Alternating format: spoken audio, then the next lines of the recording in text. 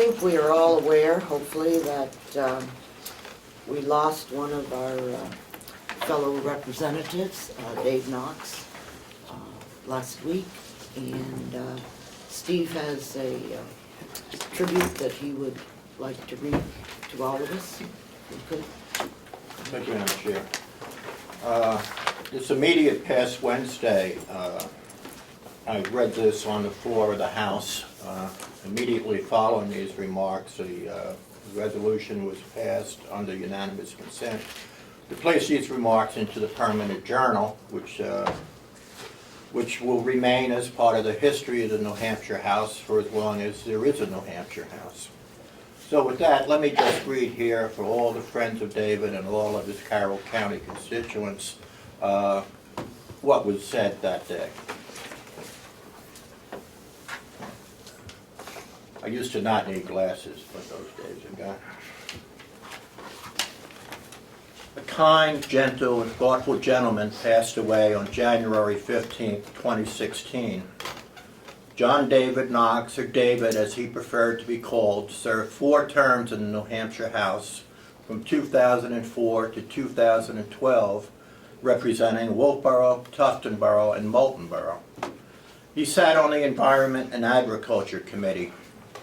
David loved serving as a representative and particularly loved the process of governing. By any measure, David belonged to the moderate wing of the Republican Party.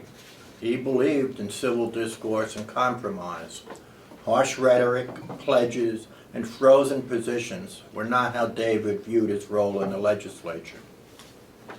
When I first ran for office in 2010, I sat down with David to get his perspective on what being a good representative was all about.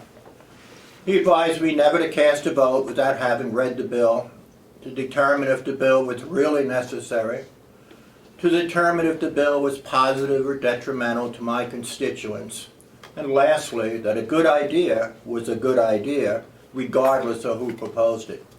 His advice was excellent then and remains so today.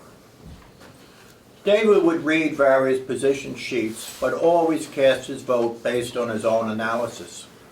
One might disagree with some of his votes, but you knew with absolute certainty that they were all cast with integrity.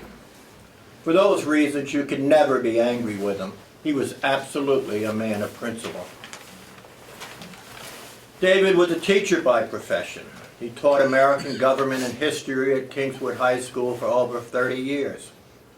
During that time, he taught several generations and was loved and respected by all. David excelled at being a teacher and provided his pupils a love for America and the brilliance of our founders who established the foundations of our republic. He encouraged his pupils to involve themselves in clubs such as Youth in Government, Model Congress, and Close-Up. He also facilitated visits from various candidates to Kingswood to get students more involved with the political process. I last saw David in a social setting last March during our Carroll County Lincoln Day dinner. Our guest speaker was and is a candidate for president, but David was more excited to introduce 2 young guests from Kingswood High School. He wanted them to experience the excitement of a presidential campaign and have the opportunity to meet the various dignitaries attending. You see, David never stopped being a teacher. David was also something of a Renaissance man. He had a fine singing voice and a passion for music. He was a member of the Wolfboro All Saints Episcopal Church Choir for over 40 years and also sang with the Clear Lakes Chorale as well as the Kingswood High School production of The Music Man. He was indeed a well-rounded and giving man. At this point, I would be remiss not to point out that David is survived by his daughters Beth Ann and Sarah, grandchildren Tyler and Alexis, sister Jane, brother James, companion Penny, and nieces and nephews. David's wife of 38 years, Gay, predeceased him. Lastly, as we all travel down life's path, we ultimately come to the realization that the path in front of us is shorter than the path behind. At this point, it's tempting to look over our shoulders and see if we have left enduring footprints during our journey. Have we lived a good life? I can say without question that David's footprints will long endure, and that his legacy will be remembered by all those fortunate enough to have been touched by his presence. Rest well, my friend. And that concludes the remarks I read on to the House floor. Could we rise for a moment of silence?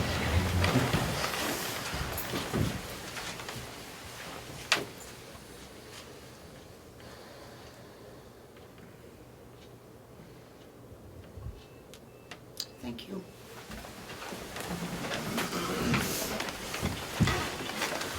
Thank you, Steve. Appreciate that. Yes, Representative Evans. Do we have those added to our minutes for this one?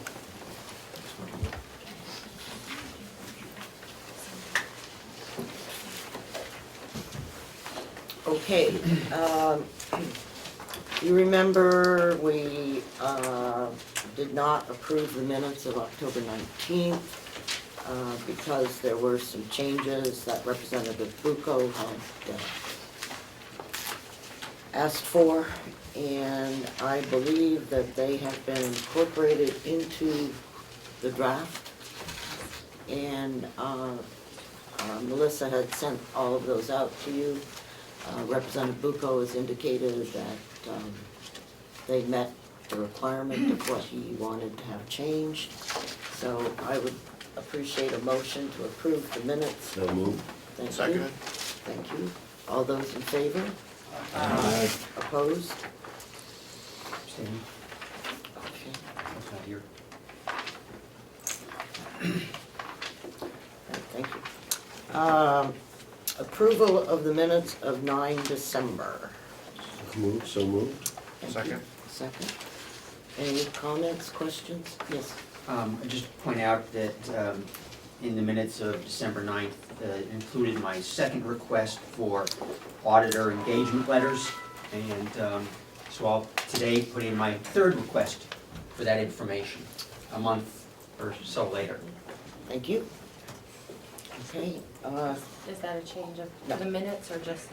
No. that's just commentary, Okay. okay? So all those in favor of approving the minutes of 9 December, say aye. Aye. Opposed? Thank you. Okay, the next item on the agenda is the status of the RFP for the forensic audit. I'm happy to report to you that, as you will find out later on the agenda, we have a brand-new auditing firm that will be starting next month. And one of the first orders of business will be a discussion with that firm about the forensic RFP. I intend to rely on their expertise, since none of us have any significant experience with forensic audits. I intend to rely on them to give me some guidance on the best and most cost-effective way of addressing each and every one of the issues that you've raised from the list you've given me.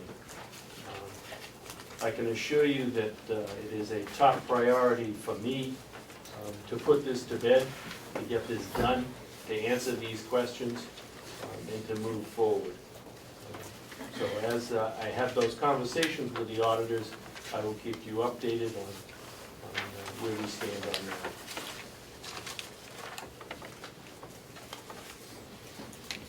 So what do you think your target date for getting the RFP out might be? Hard to say at this point, since I haven't had that conversation yet, but certainly by mid-March.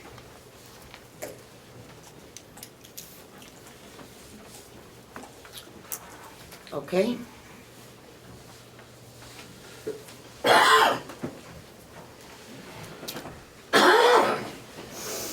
Representative Cordelli? Thank you, Madam Chair. I believe it was back in October that we passed the supplemental budget, including the appropriation of funds for the forensic audit. It's now nearly February, And now we were hearing that it won't be until mid-March that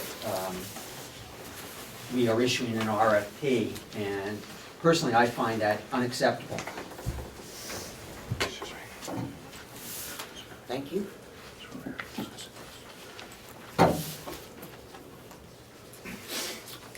Administrators report? Oh, yes, I had a comment on this previous yes, issue. go ahead. So, the one single item that I am most concerned about with this forensic audit is the undesignated surplus, as stated on the MS-45s for years. And I have statute language here from the state stabilization. And so I have, my question is, who has access to this fund? And how, do we need to change a statute somewhere so that it reads like the state rainy day fund, which says no available balance in the revenue stabilization reserve account shall be utilized for any purpose other than those authorized in 1 and 2, without specific approval of 2/3 of each house of the general court and the government. So apparently, this surplus account should not be available for anybody to access it unless there's 2/3 of the legislative body, this delegation. And so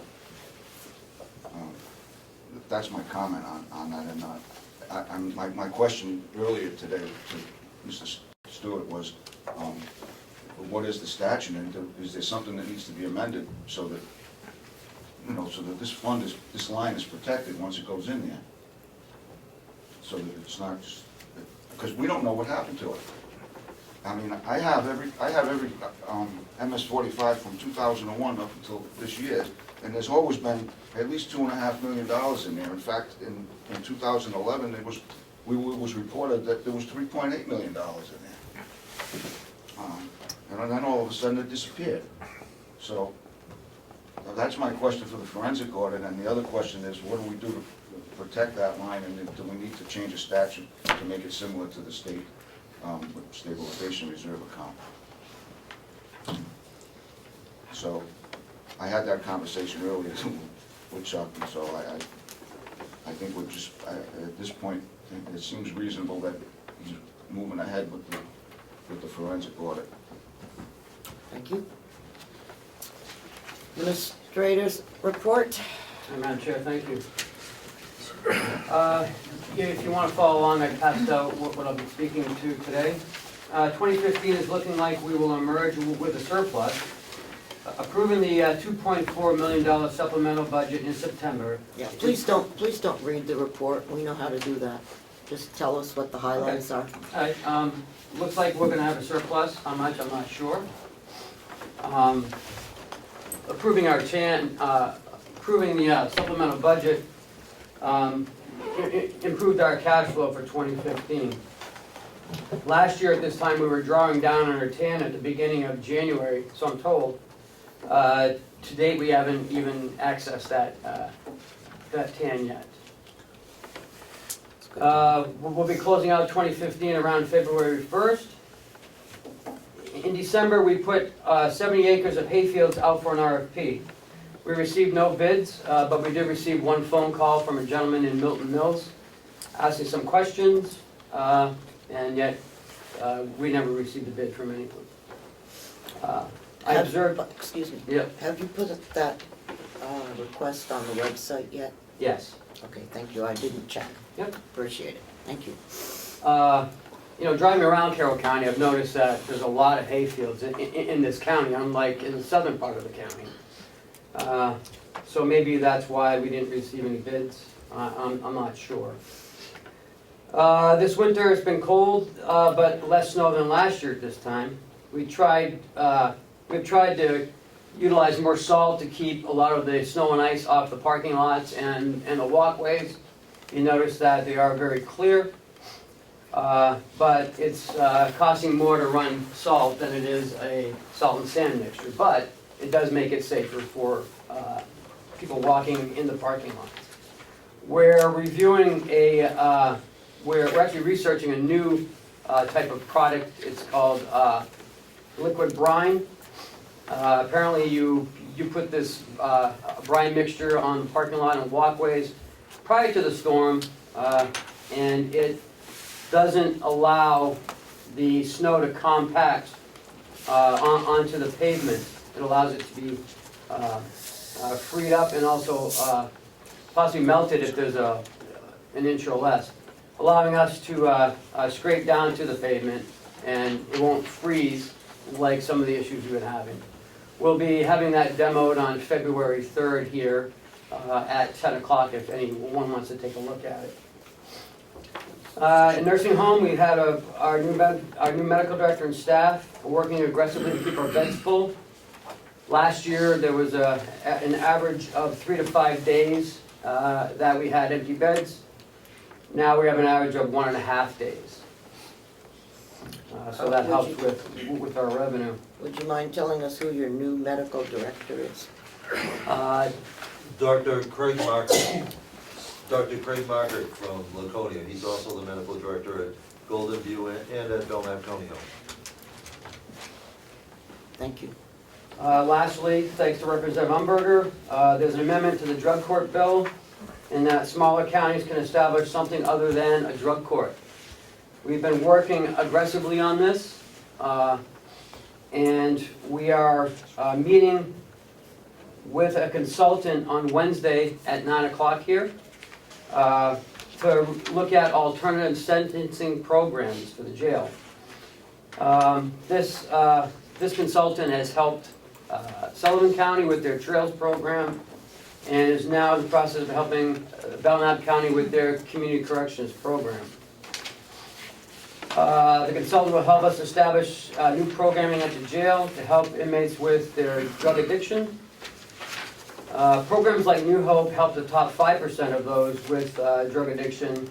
They're the worst of the worst. The other 95% get little to no help with this disease. Some of our programs would help identify those in need and give them the necessary tools to help in their recovery. The program will help complement the new LADAC counselor that we have, that the commissioners have proposed in the 2016 jail budget. The consultant that we will talk to also is a grant writer and writes and applies for the federal grants like the Second Chance grant. I think that's a 2-year, Superintendent? That's a 2-year grant. And then there's other grants that we can write and apply for as well. But we want to be careful. We want to make the program self-sustaining when all the grants dry up. We don't want to just start a program and then just leave it hanging. So there's still some more work to do. We are having, again, anyone's invited on Wednesday at 9 a.m. Here in this room when we talk to one of the consultants that we're looking at. I'm sure it'll be on Government Oversight for those who miss it. Yes, sir. 10 o'clock, Ross coming in afterwards. So you Okay. can thank the mayor. And then after that, we have the superintendent from Merrimack who helped start the Trails program in Sullivan County will be coming to also help answer some questions that we may have.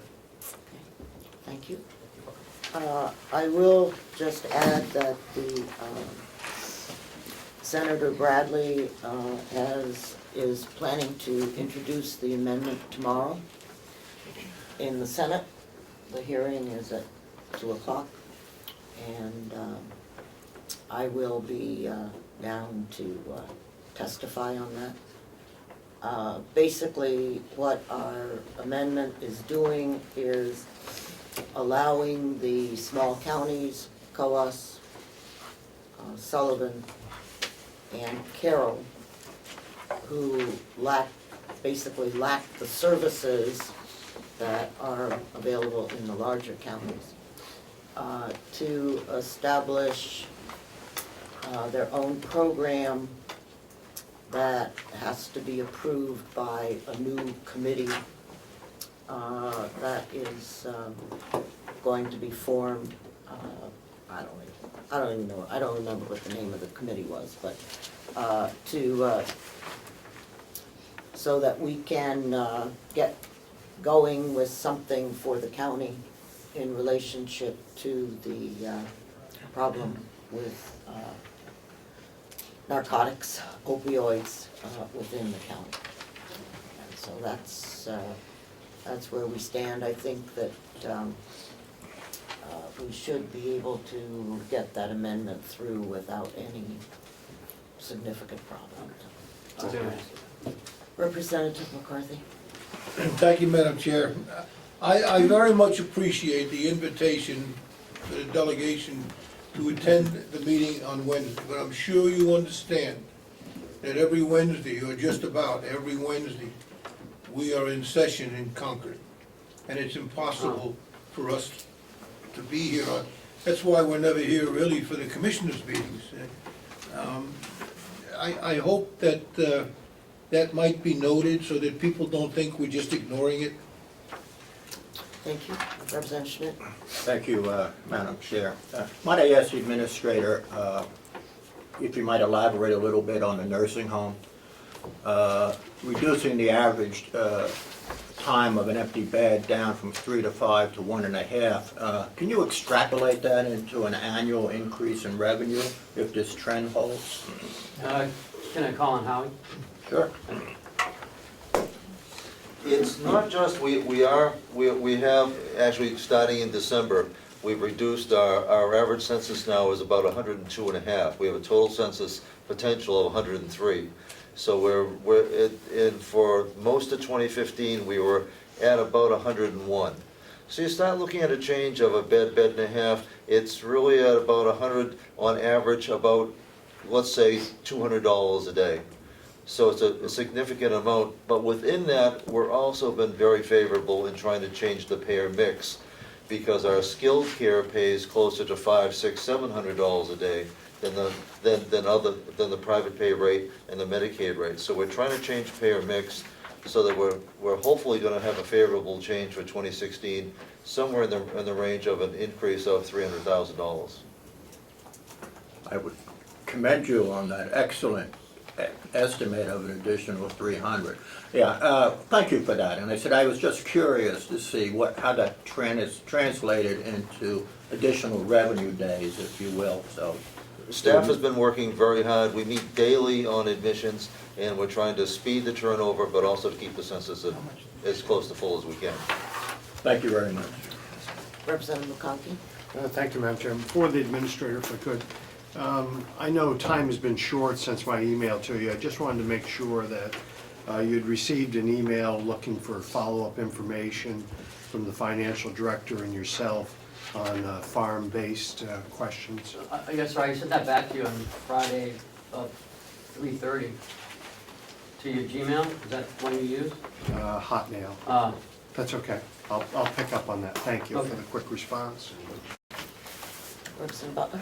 Thank you, Madam Chair. First, I would like to assure Representative Schmidt that the Nursing Home Subcommittee is on top of the changes and the budget in the nursing home. And I had no doubt about that. And I am sure I'm not the only one who's very interested in the changes that you're pursuing relative to drug court and dealing with the drug-addicted prisoners, or in the court. So if there's any way to keep us updated beyond government oversight, if there is a subcommittee that's working on it, if there's a way to send minutes to us on a periodic basis so that we can get involved if we see a place where we might want to, I'd appreciate that. Let me just say that I've held a couple of meetings with Jason and Ken. I've held a meeting with the probation office, the county attorney, Jason, the administrator. Anyone else that was here? Representative Comeau was. Oh, yes, and, you know, and we had some, it was open to everybody. And, you know, right in the beginning, I've been trying to push it forward, okay? And I expect that, once we get this RFP going and we get the, consultant on board, that, there will be some additional meetings that try to move this forward and keep us all informed, so. Good, thank you. Okay, so we are trying to make some progress, I hope. And I appreciate that, and I just, if there are minutes, I would love to receive them. We didn't take it. It was just. Yep, I hear you. Jason? Madam Chair, I would just say, with, if we do move forward and we do get a consultant, the grant time runs basically from February 1st to March 1st, so we would miss the grant time this year. This company does write grants. What they would do, it does take a lengthy amount of time to look at what would really work for our community, and this would be a community effort if it was together. It won't be just the jail, it'll be the Sheriff's Department, county attorneys, it'll be Public Defender's Office, all of you, we will meet. We have to have all the partners in the community. It takes everybody. They help write it with us, with the grants, and get a good program, which that means we look at next year. In the short term would be is the late act mental health person we're trying to get on for next year, which they think that if we do that, we can get some programs started right away. Another one of the things that Superintendent Cunningham will be talking about next Wednesday as well, a stutter step that we could get going a little quicker beyond without even the grants. Thank you. Okay. Representative Tysers? Excuse me, thank you, Madam Chair. I just have a couple of suggestions.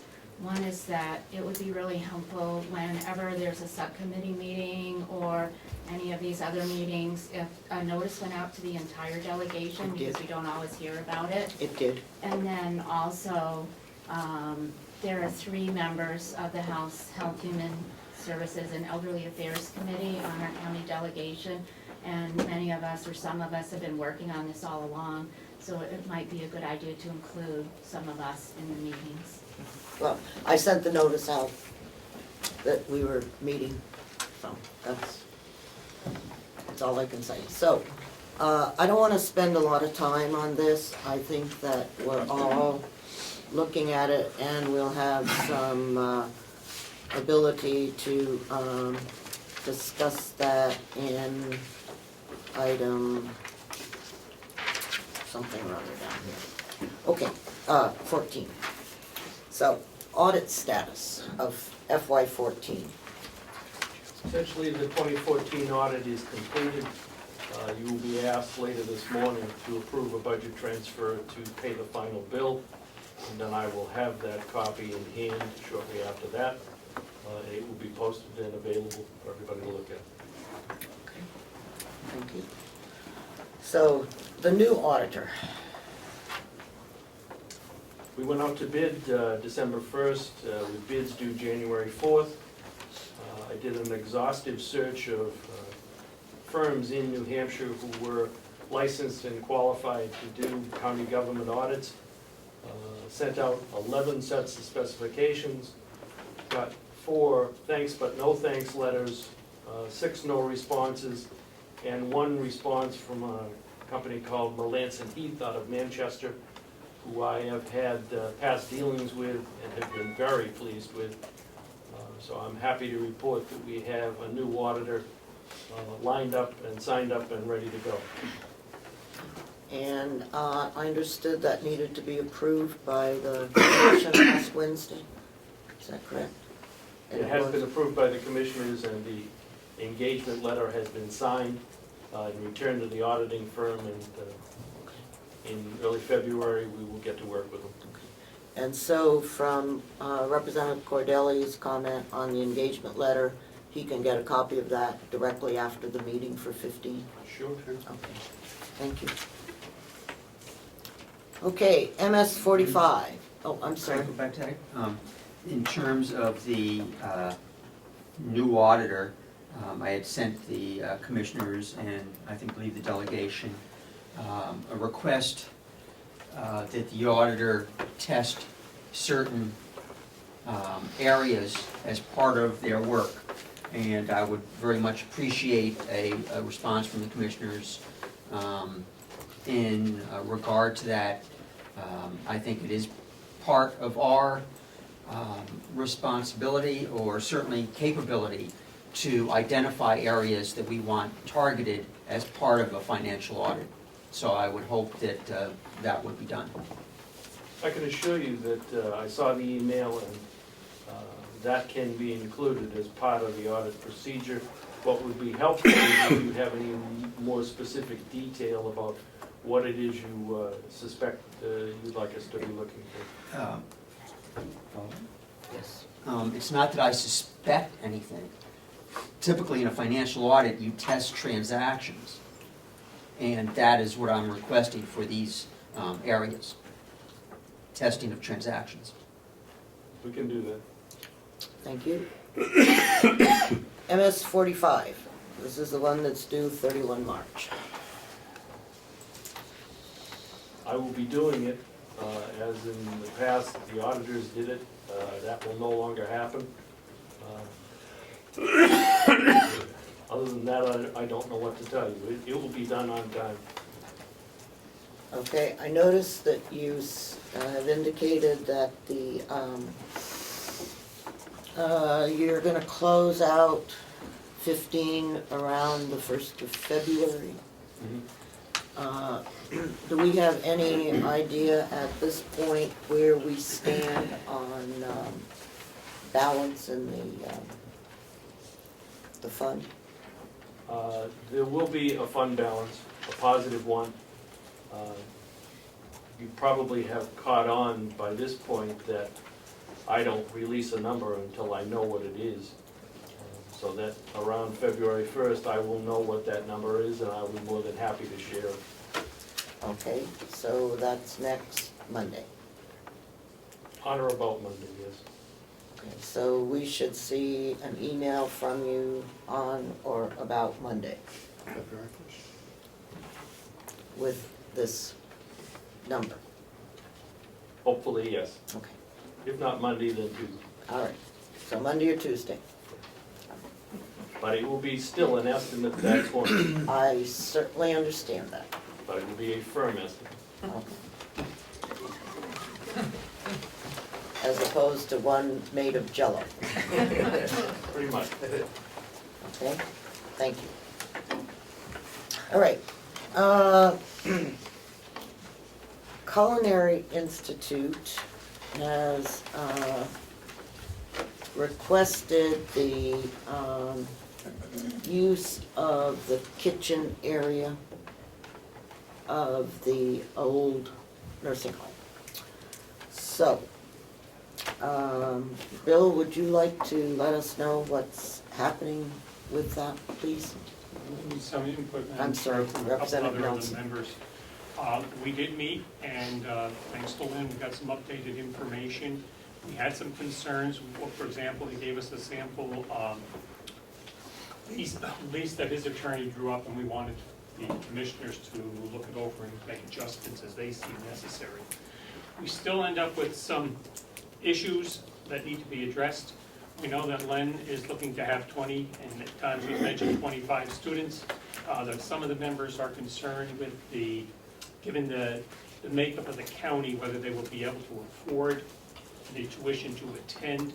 I know he's working on some grants, et cetera, that will be there, but because it's not approved by certain, I don't know, groups, it may take a while for be able to use federal funds, that type of thing, for these students to apply. We were unable to finish, no, I'll take that back, sorry. Couple concerns on the lease. The person has the right to renew the lease, but there's no clause, and I'm not being for the real estate thing, that if the commissioners have a concern that they want to end the lease, and I'm not sure that that is even something that should be done. Another thing is the security deposit. I did not notice that there was a security deposit. I may have missed that. And also the startup date is roughly a month before it opens. So concerns are between now and then, the building will be used for updating, that type of thing, and using electricity and everything else, and just feel that the commissioners consider some type of payment during the interim period. Let's see, he's going to spend approximately $26,000 bringing it up to snuff where it needs to be done, and that's going to be an expense he's going to do. And I have two people with your permission that have to add information. Or three, okay. Lena? I Don't just mind, have Madam Chair. a couple questions on the lease, that was all.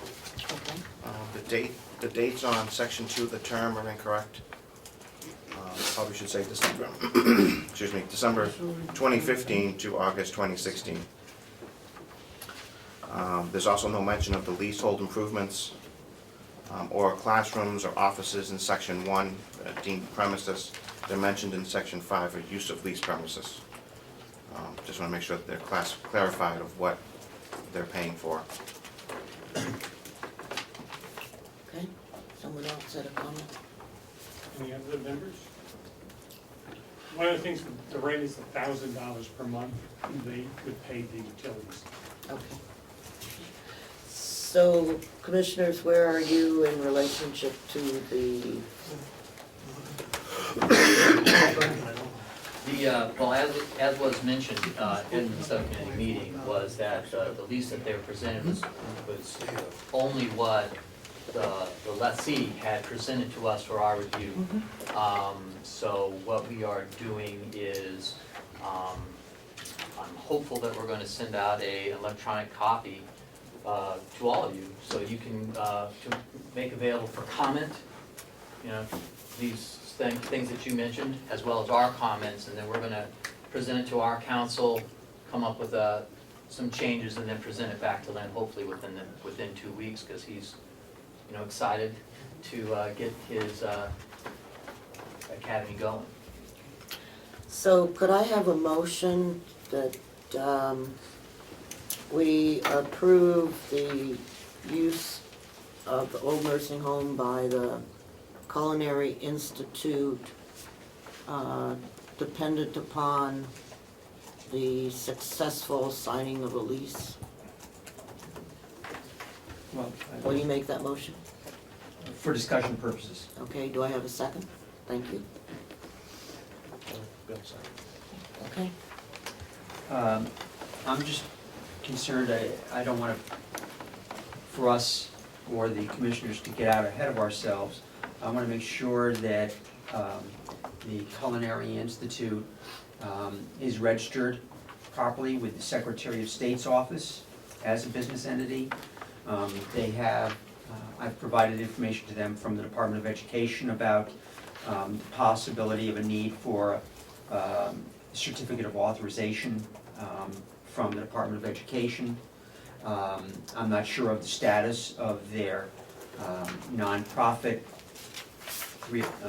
501c3. 501c3, thank you, application with federal government.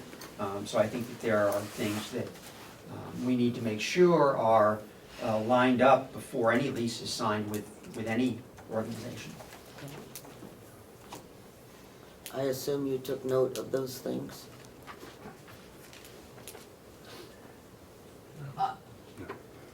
Yes, but he's just trying to get a culinary art up and running. You don't have to be certified. You don't have to be certified to get a job. Do you have to be certified Yes, through the Department of Education? yes. Lately, I've taught for 30 years, so I have, There's a process. I've already been approved for teaching, so. Yeah, We but- do have our nonprofit organization is almost together. We have a board of directors that is going to Concord this week to put that all together. And we have to put some money down for the Department of Education, that it's like $20,000 that we can look at, or that we have some money there for that.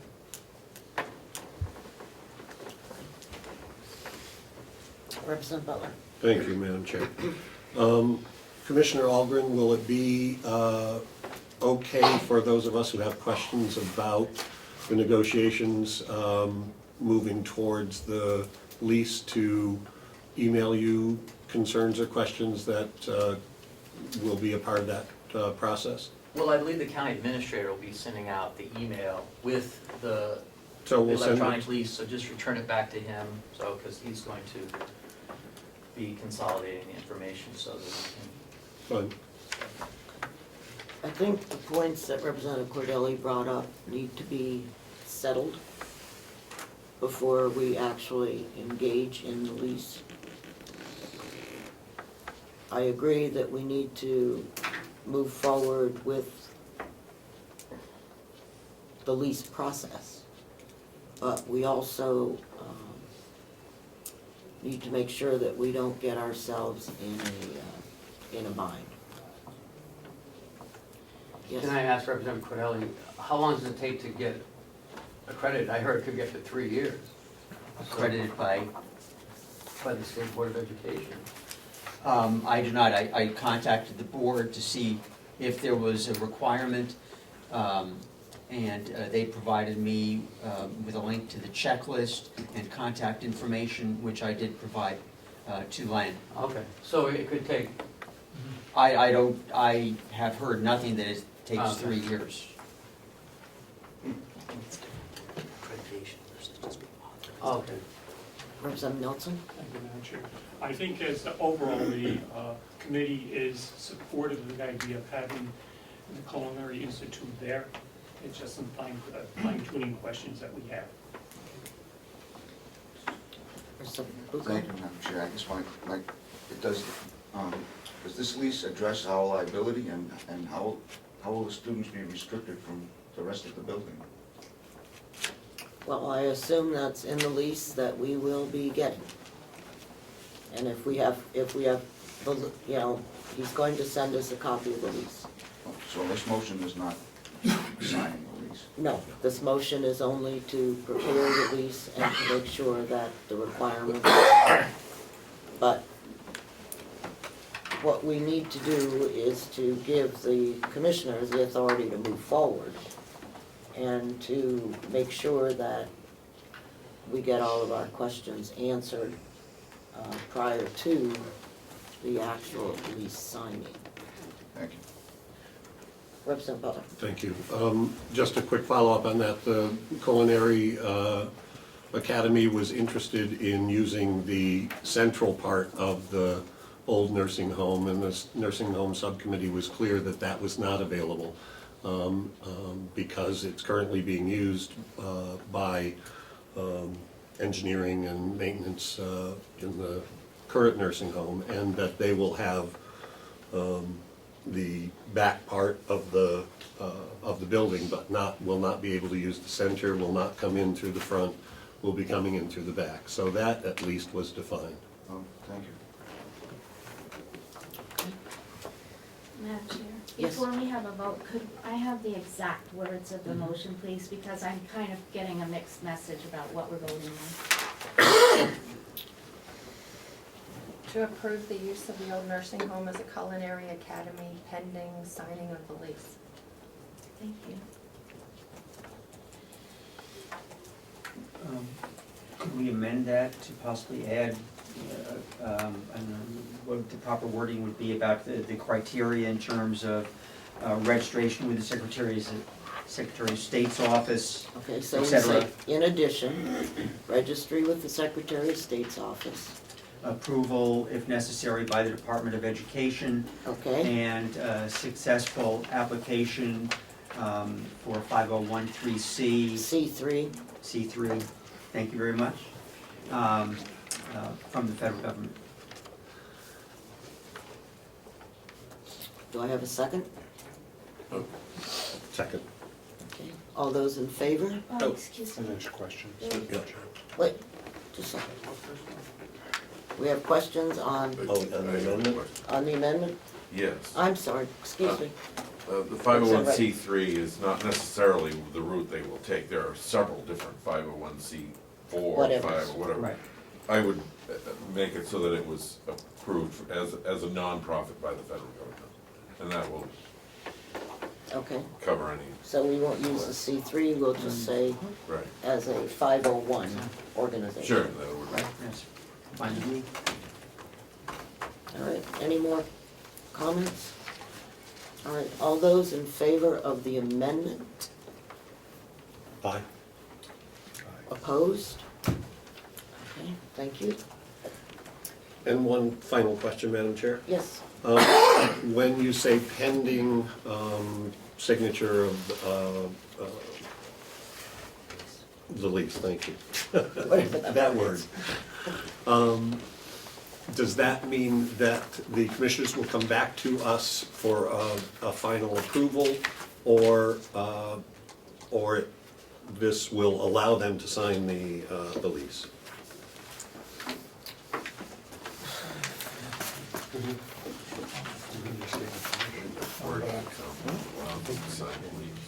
yeah, the wording allows them to sign the lease, because that's their job.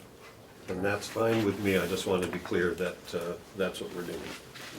As long as the criteria that we've established is met, as long as they forward the lease to us for review, and prior to final signature, that we get the whole thing. Good. So would it be in order to have an amendment to say that, so that it's clear? I don't think it's necessary. It'll be in the minutes now. Okay, all the, yes, The original motion, it's still there. All that was an, amendment to, okay. okay, so, are we okay with the voice vote? All those in favor? Aye. Aye. Opposed? Unanimous. Thank you.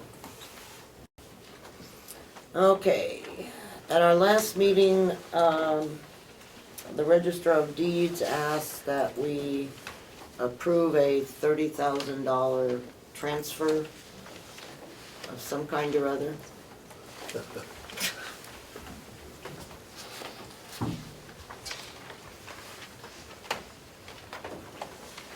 The transfer would be from the Registrar of Deeds surcharge equipment account, which is an account set up by RSA where we collect $2 for every document recorded.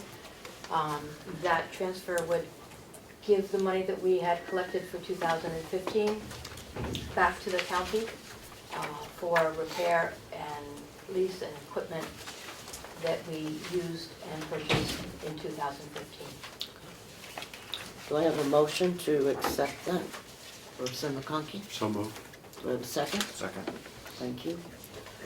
Discussion? Thank you, Madam Chair. Does this surplus account appear on our budget worksheets?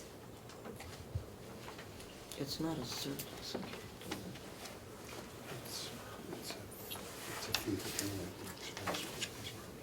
Let me just, If I could, and I will defer to the registrar if I'm incorrect in this.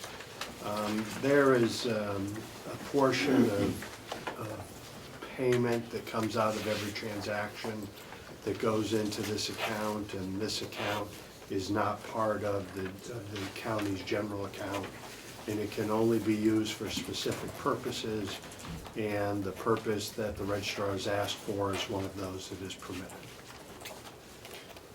One question? so the answer is no. Okay. So, may I make another question, comment, or whatever? Of course. So could I ask that in our budget packet, when we get figures about different funds that we have, that this be included? Because I find it disturbing that it is on there. Thank you so much. Yeah, it should be, I believe it's under deed revenue 140.040, is that correct? So she collects the revenue, so it's that part of it, but the account that it goes into is isolated, like you can't pull the money out But it is part of it, but the spending of the money takes a separate authorization to pull it out. And that's what she's asking you to do, I believe. That's right. Mhm, Okay. that's correct. Representative Nelson? Thank you, Madam Chair. Should we be done with all the paperwork this late into the, starting the year, considering where we are date-wise, that this can all go back and take care of something in 2015? Yes, it can. Because the books haven't closed. That's why we need to get this done today. Representative Avellini? Could we have a current balance before we make a transfer?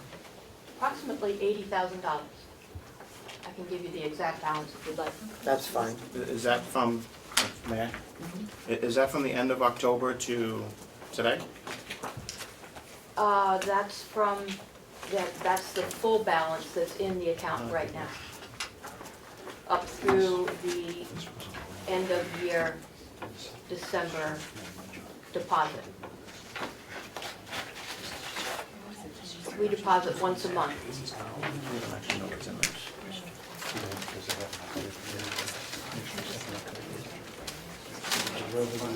Okay, Representative Crawford? Thank you, Madam Chair. So in my revenue budget, I show 25,749 and 14, and then 20,005 and 15, and then budgeted 2353. Of course, we don't have our balance. How come that's so low? Because all that is the revenue that has Just come for in that. in this calendar year. Correct. It does not refer to the total balance in the account. That's a whole separate issue. So you never show, excuse me, may I ask? Thank you. So you never show the actual balance ever? Not on those forms. Not on these forms. On our financial statements, it would show the total balance. Thank you in very much. On the MS 45. Yep, And it's reported every month to the treasurer. thank you. Any other questions? Okay, So, one more. yes, So we want to transfer for the purpose of what? $30,000 for what? Well, if you look in the, for equipment repair. it's all over something here. She sent us a letter that explained all of the things that were part of this 30,000 transfer. We received the letter sometime in December, but it was after our 9 December meeting. And this is the first meeting that we have had. No, yes, the first meeting we've had since then. And so, those are the things that we are funding today, what was in the letter that was sent in December to everyone. And the funds in this account are for the purchase, the rental, and the repair of equipment. So for instance, a copier, scanner, fax machine was purchased, once purchased every 5 to 10 years. Came in the office around January. That was $5,800 approximately. Roller shelving. You've heard me speak of roller shelving where we house the deed books. Those were purchased this year. They're purchased every year. And the portion of the Fiddler contract, which is for equipment, use of equipment, and lease of equipment, it makes up the balance of the money. Follow up? Yes? So what we're doing now is we are approving a transfer for something that's already a done deal, already been bought and paid for, or bought and not paid for? It was, the first two items have been paid for out of the equipment account and returned the money back to the county. The other item, the use of the equipment, the lease of the equipment, has been paid for by the county, so I'm just returning the money to the county general fund, asking for that. Any expenditure from this fund needs to be approved by both the commissioners and the delegation. Representative Cordone? Thank you, Madam Chair. In the general budget, there is a new equipment line for the registry, and that shows a budget for 2016 of approximately $9,600 for equipment, including roller shelving.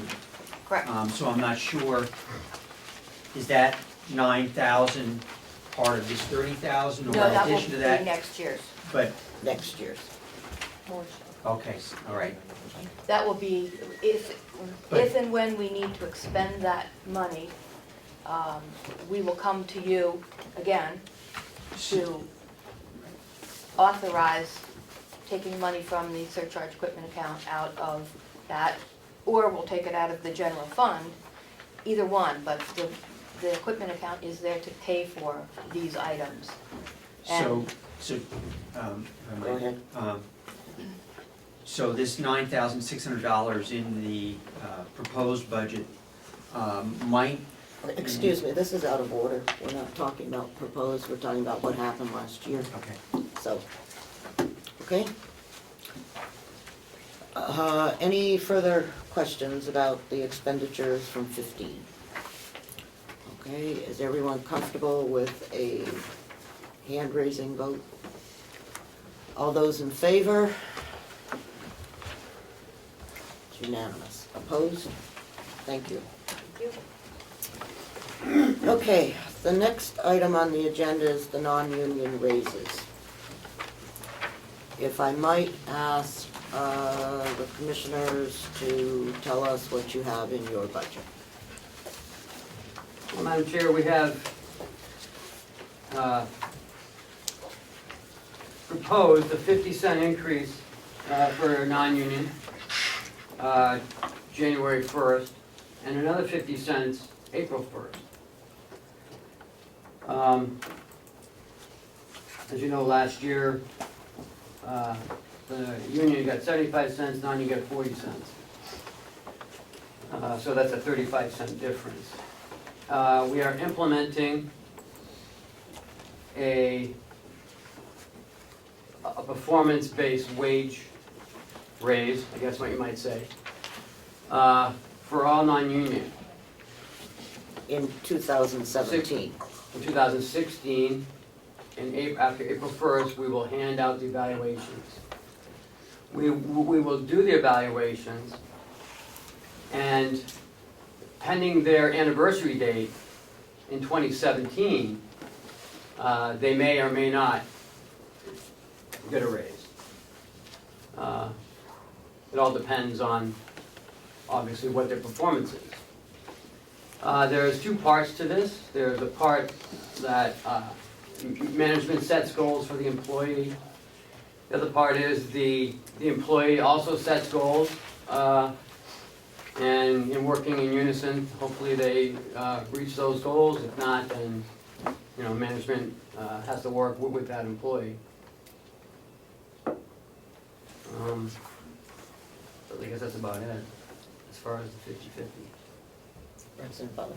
Thank you, Madam Chair. Quick question. You said may or may not get a raise based on the performance audit. Is it not likely that there will be incremental raises depending on performance as opposed to yes or no? They haven't set that up yet. So that's just talking. Got it. There's no, they haven't arranged what they're thinking about in relationship to performance. Got it. Okay, because, Just the beginning process. right, it's the beginning process. Thank you, motion. Could I have a question first? Sure. Thank you. For the administrator, could you tell me the 50 cents and the 50 cents that's proposed, tell me what that adds up to over the non-union campus? Campus-wide, Yes. about 114,000.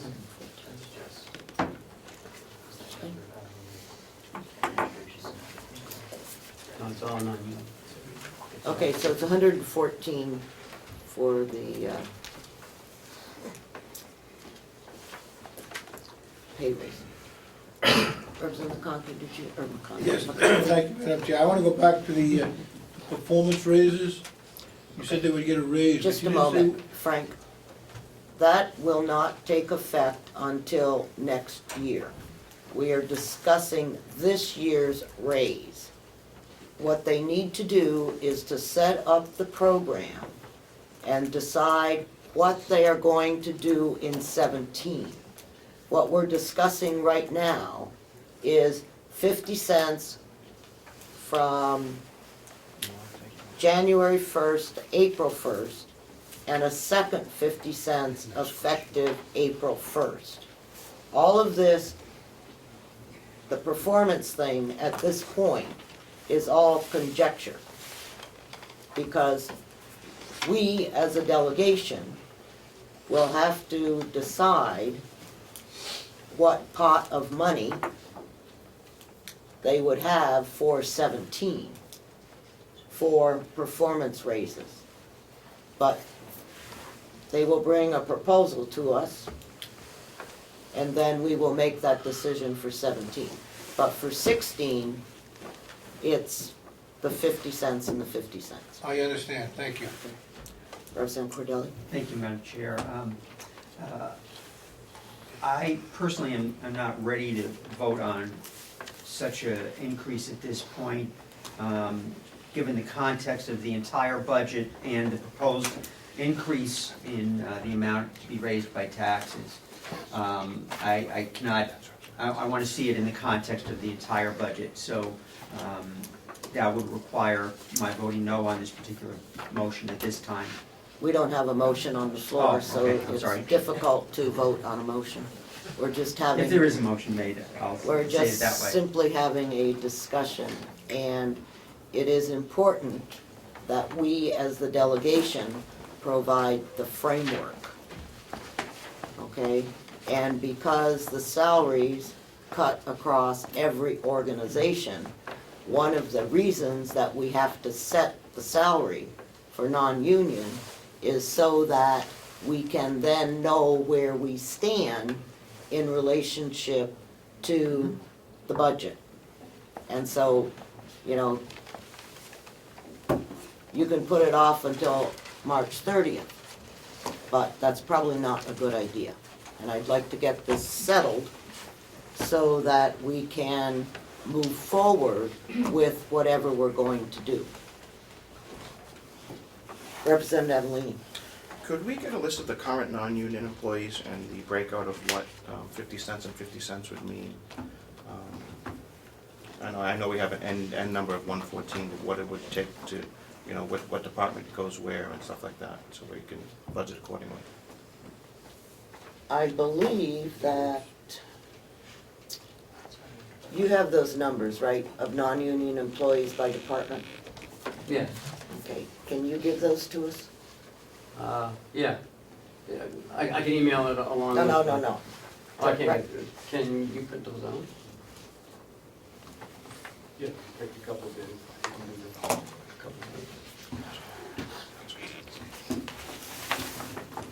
I think, if I'm not mistaken, we had this same conversation at our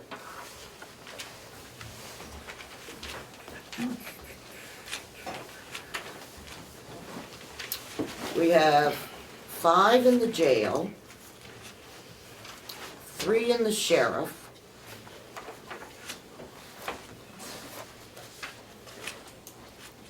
we didn't have a figure for the nursing home. Do you know that figure for the nursing home, how many non-union there are? We have about 53 now, I mean, I don't know what all departments they are. Nursing administration and supervisors.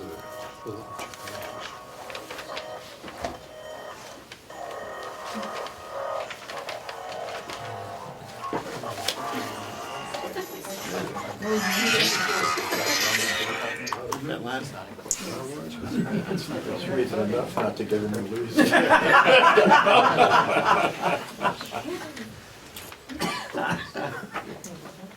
Can you tell us how many non-union in the nursing home there are? I believe there are 21. Okay. And how many on the staff? 5 on these.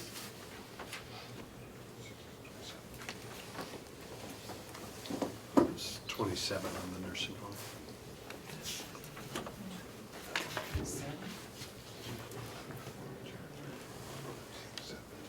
8 on the jail. I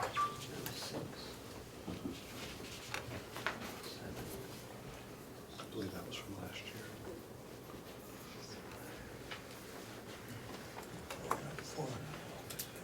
So the numbers that we have been given don't match what we had from last year.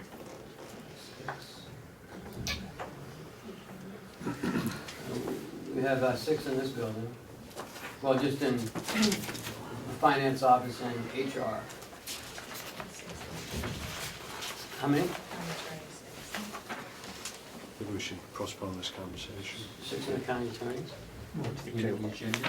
Retailers. 5. Motion Not tabled. count Tom. Oh, 1.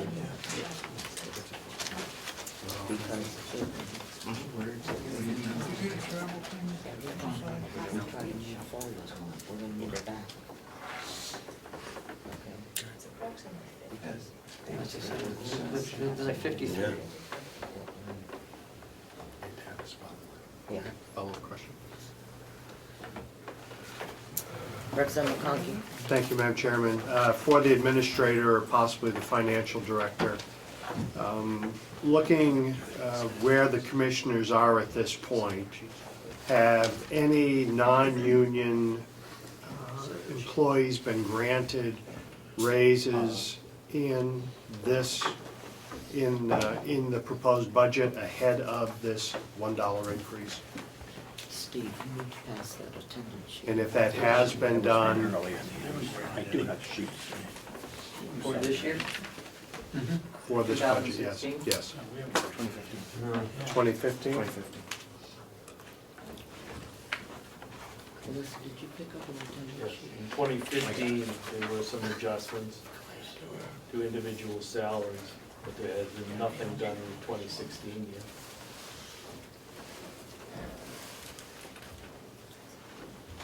Okay. So if I could follow up. Yes, you may. So the adjustments were made, I believe there were 1 or 2 that I'm aware of from the previous year. But in the budget as proposed to the delegation at this point in time, the only raise for any non-union employee is contained in this proposal, which is 50 cents and 50 cents. I believe that's what you said, I'm just As following. much as I understand the question, and it is difficult because I'd have to think across the board if there's been any adjustment, and I don't believe there has.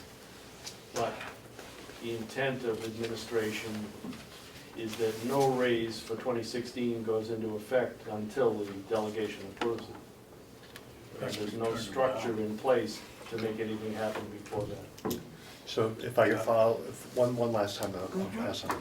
So the department that you are now a part of, and the administrator is a part of, has seen a lot of change over the last year, with the addition of you 2 persons. And we've had some persons retire. So what I'm asking is, in the budget that you have bringing forward, the commissioner's budget coming forward, no one, at least in your department, is receiving any other raise that's non-union, with the exception of this proposal. Any raise that happened in 2015 is in place now.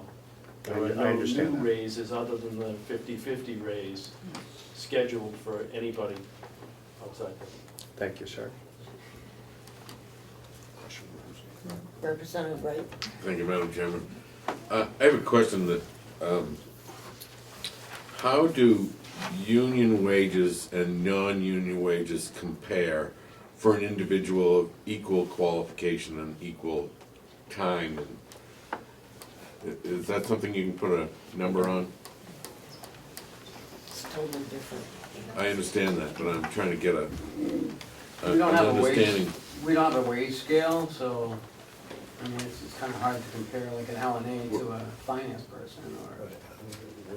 No, I'm asking people of equal qualification, I know it's like 114 grand. like the deputy sheriff. A non-union and a union deputy sheriff, how do they compare if they're of equal No, qualification? we don't have that. The sheriff's got his hand up. Yeah. I mean, the easy answer is that 3 in my department that would be getting this raise cannot be in the union. So there is no other qualified person at their level. That's the same with the jail as well, too. So they're all administrators that are getting the raise? Correct. In those two. So we, okay. And the, whereas people on the staff here that are non-union are not necessarily administrators. You have the secretary, you have the, whatever you call the deputy finance person, you have the HR person, okay, and those are, you know, non-union positions, but they don't have any comparable union thing going on anyplace. I guess, like, what I was after is that we're pushing folks to join the union because of the disparity, or possible disparity.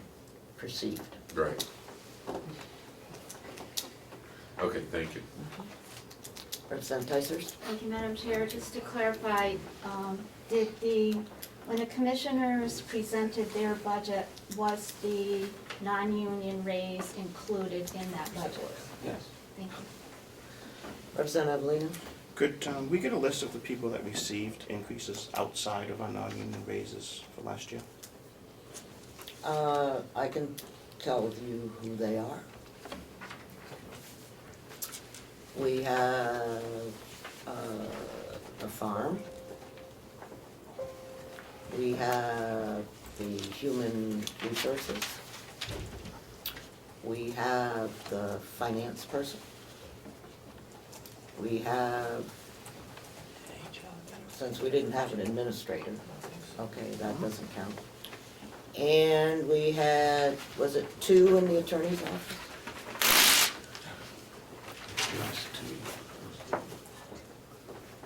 Two? What's the question? Two in the attorney's office? Got an increase. Yes. And 2 in the attorney's office. And those were in, except for the Public Works and HR, they were all new hires.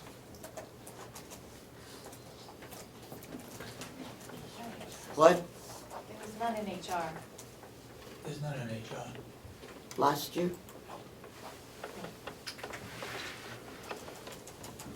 Not that I'm aware. I was under the same impression.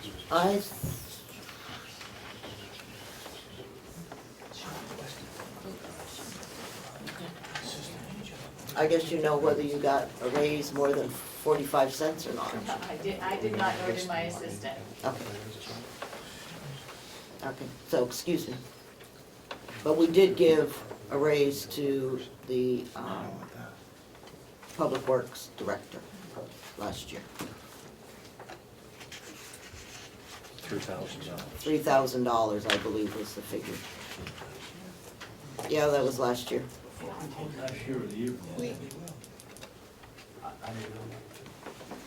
I believe it was last year. My recollection was last year.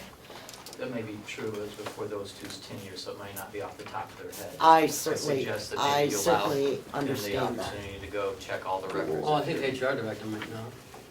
Did it happen last year? That was the year before. Was that in we put that 14? in there, in 14. Okay. Last year, we did have some reclassifications near the end of the year for 2 in the finance office, and our inside maintenance supervisor did have a reclassification. So last year, we did have those 3 reclassifications, but to the best of my knowledge, Those are the only increases that were done during the year, other than the New hires. the two attorneys who were the new hires who were increased. Yes, you may. Do we have classifications for employees? Because I think Ken just said we didn't. I'm sorry, what? Do we Go have ahead. classifications of employees? Mr. Group? They were reclassified or? We do not have a wage and compensation scale, which is what was in the budget last year that was cut out, which would have created that wage and compensation scale and those classifications that you're talking about for the non-union positions. That was what was in the budget that was cut out last year. We have job descriptions for people. That's really about what we have. We do not have a wage and classification study for the non-union positions. May I? Remember, Lynette had asked for that study to be accomplished, and we determined that we weren't going to do it. I just want to clarify. So we have job descriptions for everyone, but no classification of wages? Right. Correct. Okay, just want to make sure that we're not. And we lost our recording secretary last year, so we made one and give her more responsibilities, so give her dollar increase. Representative Cordelli? Could you, just wanted to follow up on, I wasn't sure what you meant by this. We lost our recording secretary. So because our new secretary is taking minutes, while she takes minutes, she gets an extra $1 an hour for doing those minutes. Because that is not in her job description. Right. Is that correct? Right. Could we get a copy of that in the new job description? Anytime that you want a copy of the job description, I am sure that you can go to Lynette and obtain any job description for anyone that is in the complex. Okay? And, you know, that's what it is. Okay. The only other person that I'm aware of that was a new job person that has is already being paid in 16 is the new maintenance director. Okay? And the maintenance director, as I understand it,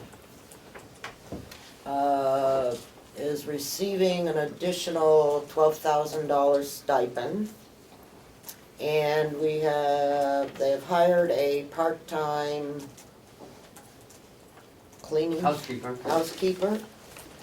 And those two costs were within the salary It was actually lower, yeah. was within the salary line of what we were paying for the maintenance person that was assigned to this building. Okay, so that did in fact occur.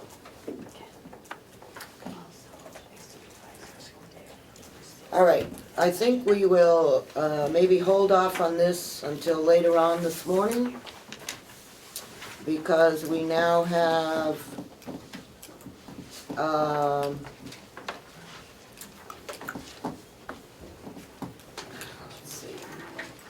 I'd like to skip down to number 15, if I could. There's no objection, and we'll get back to looking at those other things. So, Carol, would you let us know what's going on with the sheriff? The Sheriff Dispatch Subcommittee met on January 11th and discussed the sheriff and the dispatch budget. We made note that things were taken out of the sheriff's budget and moved, just like I believe all the insurances in all of the budgets. So we wanted clarification on the bottom line, obviously, because it certainly looks like the sheriff is going to ask for less money. And to be honest with you, after we did the calculations and looked at it, $291,830 basically were taken out of his budget. And then, and there are other things that were less and then a little bit more.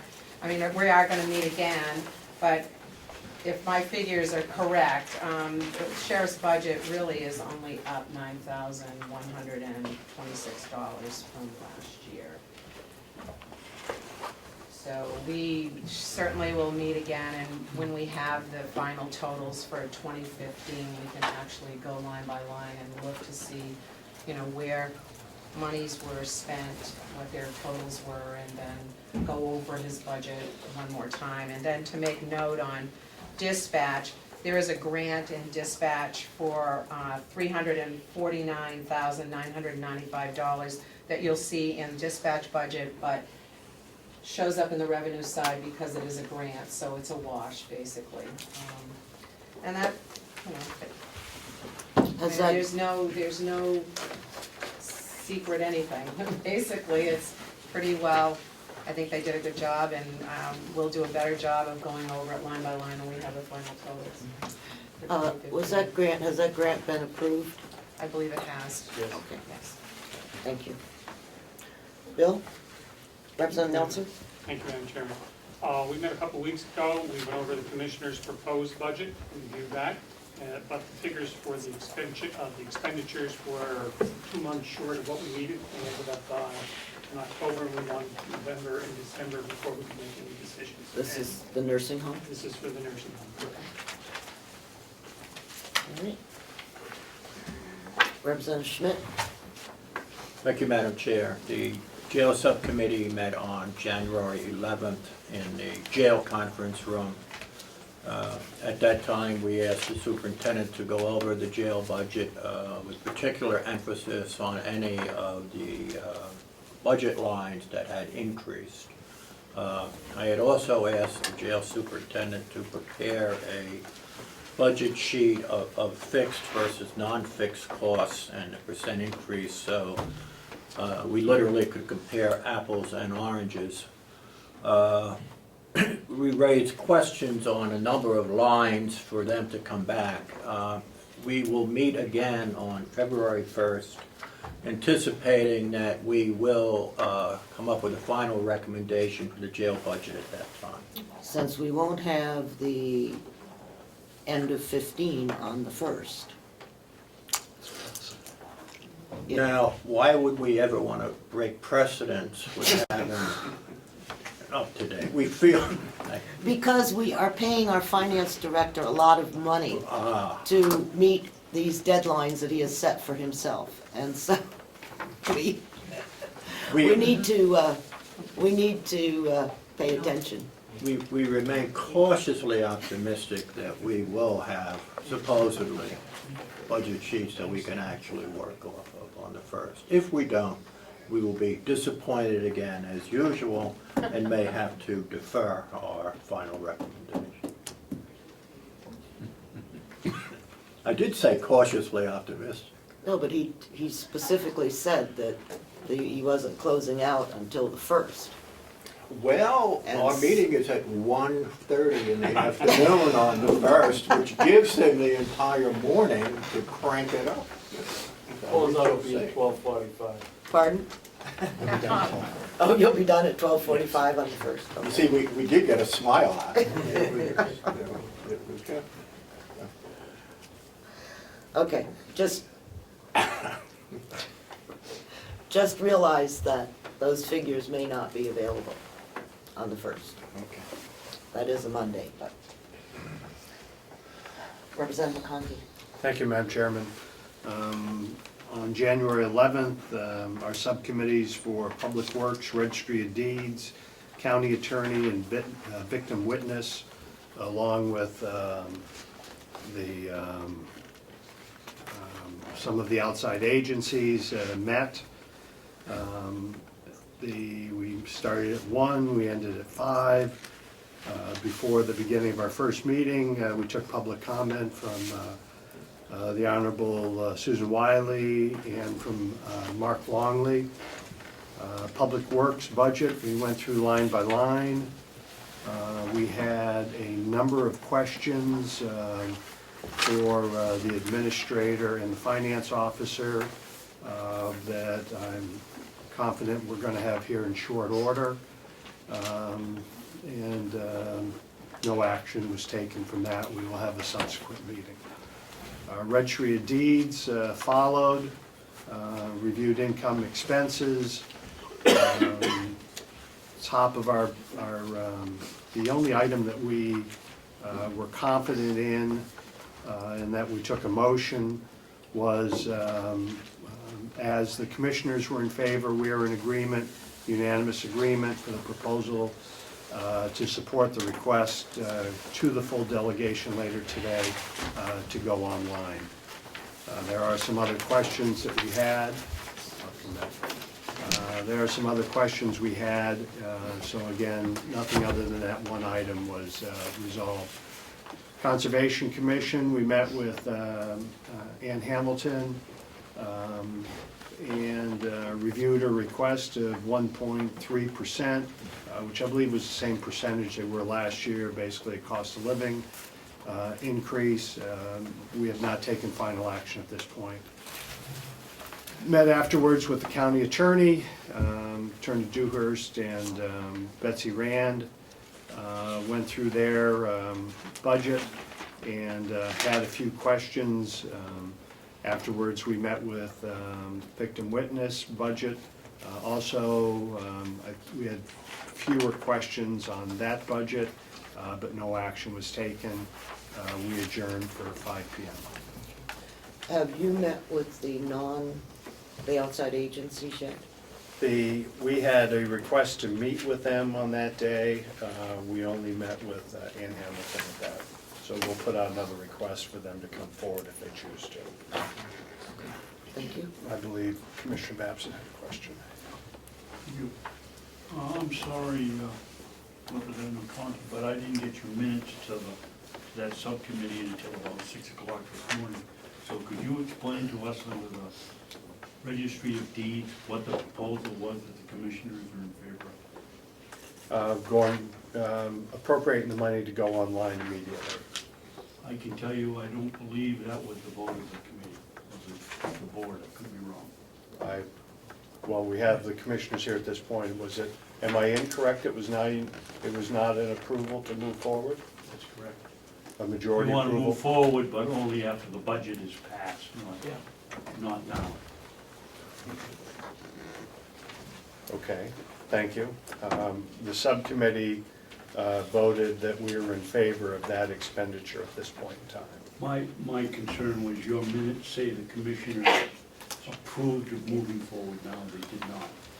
Okay, thank you. The information we had that day was what I I don't care what you got, but that's what the vote Okay. was of the board here several times. Okay, we'll adjust that. Thank you. Madam Chair, Yes? just for clarification, I believe that Ms. Hamilton was representing the Cooperative Extension, not the Conservation Commission. I apologize, you're exactly correct. Lisa? I believe when we were speaking at the subcommittee meeting, we talked about the commissioners have signed the contract to go forward with the internet. So that is done, and it's now waiting the subcommittee's, the full delegation's vote to go forward. If I could follow. I'm sorry, Chair, could you just repeat that, please? Because I have it incorrect. The commissioners signed the contract to go forward with the internet for 2016, subject to the delegation voting to go forward. And that was signed in September. You can copy that. So, okay, so you signed the contract for the internet, okay? But you are of the opinion that we shouldn't move forward until 1 April. Is that? Pardon? You signed the contract that, is executed as of January 1, but it won't be implemented until we had your approval for the appropriation. So we're not going online until you approve the appropriation. You may want to do that as a footnote if you think that the constituents would like to get that going as soon as possible to have that service, and then we can get it rolling. So it is waiting on your approval, and I think that's maybe where the disparity in what we've done as commissioners and what the board may have insinuated. Okay? President McConkey? If I could, because I apparently was incorrect in what the minutes are at this point, which is a draft. Could I ask the registrar what monies, what line are we looking? We speak of the internet contract, which has been signed, and then Commissioner had said that whether the delegation would make a recommendation to move forward also. Could you tell me where that is? In the 2016 budget, it's line item 4120-024, contracted equipment and services. Could I have that number again, please? 4120.024, contracted equipment and services. And the internet portion is for the services, the one-time setup fee, $7,150, and for the 12 months of service, $16,800. If I could trouble you for the contract equipment service fees for internet one time was how much, 7,000? $7,150. And the second item? The actual service for each month, for 12 months, is $16,800. For a total of? For $23,950 out of the total amount on that line.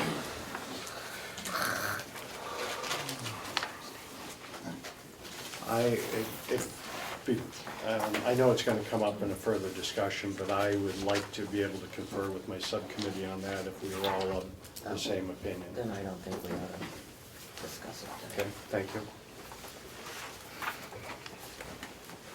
We'll just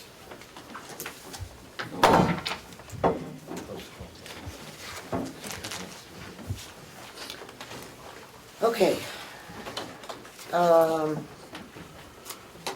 So you have met with everyone except the outside agencies. A few of the outside agencies. A few of the outside agencies. And we have questions with several of the departments that we met with. Okay. We're on track.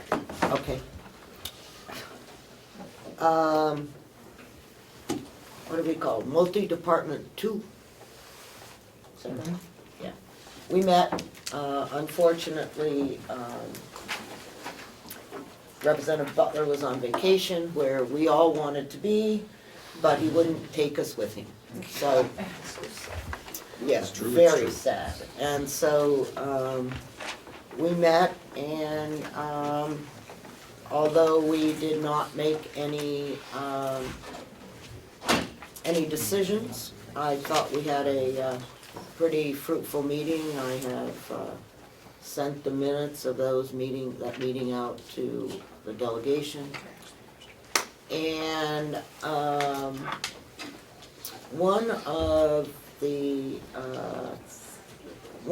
what we discussed at this meeting was that several of the issues that we came up with affect everybody in all departments.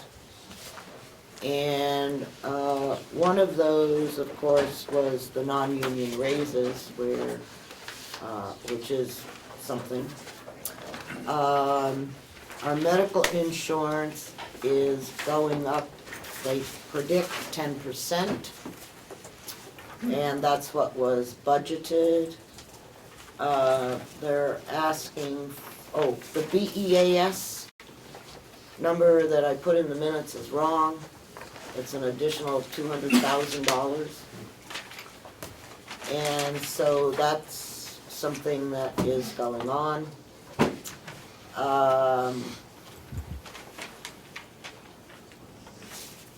We, the sheriff's department raises are 75 cents.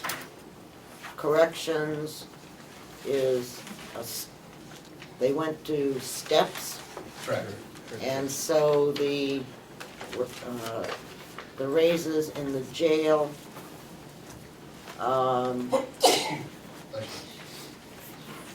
is that true for your non-union as well? No, the non-union is still the same across the board as it is in the county. The union is based on performance evaluation with a step increase on their anniversary date, as long as they have a positive performance evaluation. And I was told that there are 56 non-union employees, and the cost of that raise is $114,480 across the complex. And then, of course, we had quite a bit of discussion. Property and liability insurance is going up $70,000, which is not too good. They were supposed to meet with Primex, I think, before today to see if there was a possibility of reducing the costs for 2017, but the 16 figure is set. And I hope that everyone knows with property and liability insurance that if you have them come in and look at your facility, or in our case, facilities, they make recommendations for changes and improvements, and with that, they are able to adjust in future years if in fact you follow through on the areas. They will then reduce the amount of property and liability insurance in out years. But what they've set for this year is 70,000 more. We also discussed the fiber optics among the buildings, and we'll have some more discussion on that. Did you have a question? Other than that, if you'll look at item number 13 that we're going to discuss next, and we definitely need to come to some sort of agreement as a delegation on this, because as you proceed into your next set of meetings, we need to know what number the delegation is happy with. Because otherwise, we won't be able to get there. So Representative Lini, did you have a question? I just have a question on the raises again. Is the $114,000 just the cost of wages, or is that the bottom line number that included the administrative costs of Social Security, Medicare, retirement, workman's comp, and unemployment insurance? That is just wages. The wages. Everything else has been adjusted in the lines. Thank you. Can you get a raw number of what that would actually cost us? Or is that too much? I don't think that's too much. I don't think that's a good question. May I, Madam Chair? Could we get an overall cost of what that would be, number? Counting everything else? Thank you.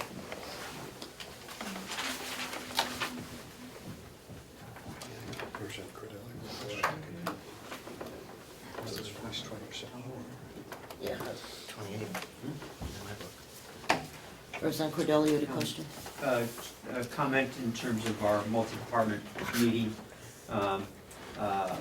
We also got a further detailed breakdown of the IT budget that does include the various departments, so I'll scan that in and email that out to everybody so that as the other subcommittees meet, you'll have that information and see what they are looking at in terms of IT equipment and so forth also.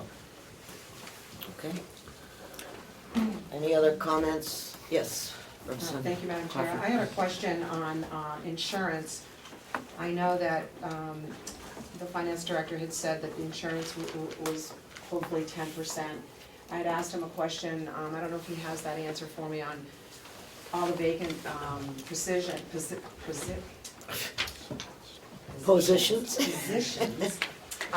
They've allocated for a two-person insurance policy, and I was just wondering what the difference was between the two-person cost and a family cost, in case, I mean, the sheriff and dispatch, we have two positions available, and I'm just curious if someone takes one of those positions who has a family, and we've only budgeted for a two-person, what's the difference between the cost? But We he's have a on, handout that details Do the you? cost. Oh, thank you. he's under a different insurance policy than, That's my other, yeah. right, my other question is, the sheriff wasn't sure, but I imagine that he knows now, that the 10% that we're looking at across the board for insurance increases, the sheriff's contract is That does, as 8%. that so- does not include the sheriff and corrections? Okay. Okay, that does not include the sheriff, Right, because of the contract, thank you.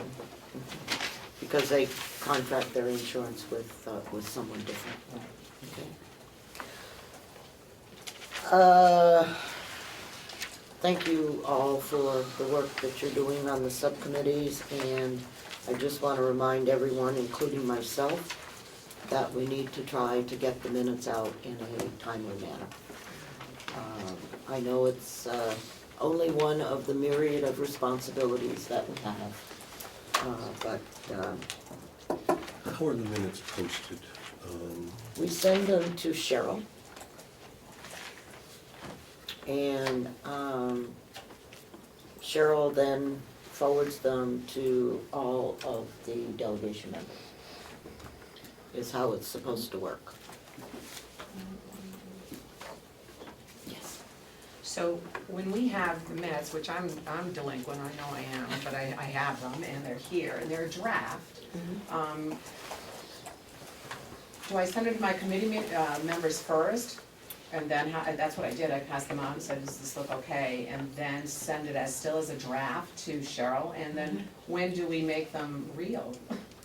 At your next meeting. At your next meeting, okay. At the subcommittees or at the delegation? At the subcommittee. That's, these are subcommittee minutes, they're not, Good. They need to be recorded, they need to be out there, but whether they're still a draft or they're a final or something else, Good. really immature. Okay.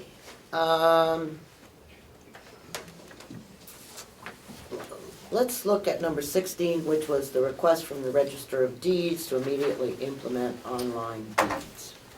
And I think that based on our discussion that we had today, that we may want to postpone that decision. Thank you, Madam Chairman. I guess, it's a representative question first. Are we ready to, I'm sorry, Madam Chair, may I? Go ahead. Are we ready to go on this, Ms. Scott? On the online, are we ready to go? We can flip the switch tomorrow and be live. We're ready for me to give a call to Fiddler and say that the delegation has voted to spend the money, and they will then do the last part that they need to do, which is, they've already done all the imaging transfers. They need to finish up reviewing the last of the website changes that I made Friday, and then do a test run. They're just about ready to go. We have 127 subscribers ready to pay. I have the money downstairs, ready to deposit it. I know that the public is anxious, and we're getting calls constantly.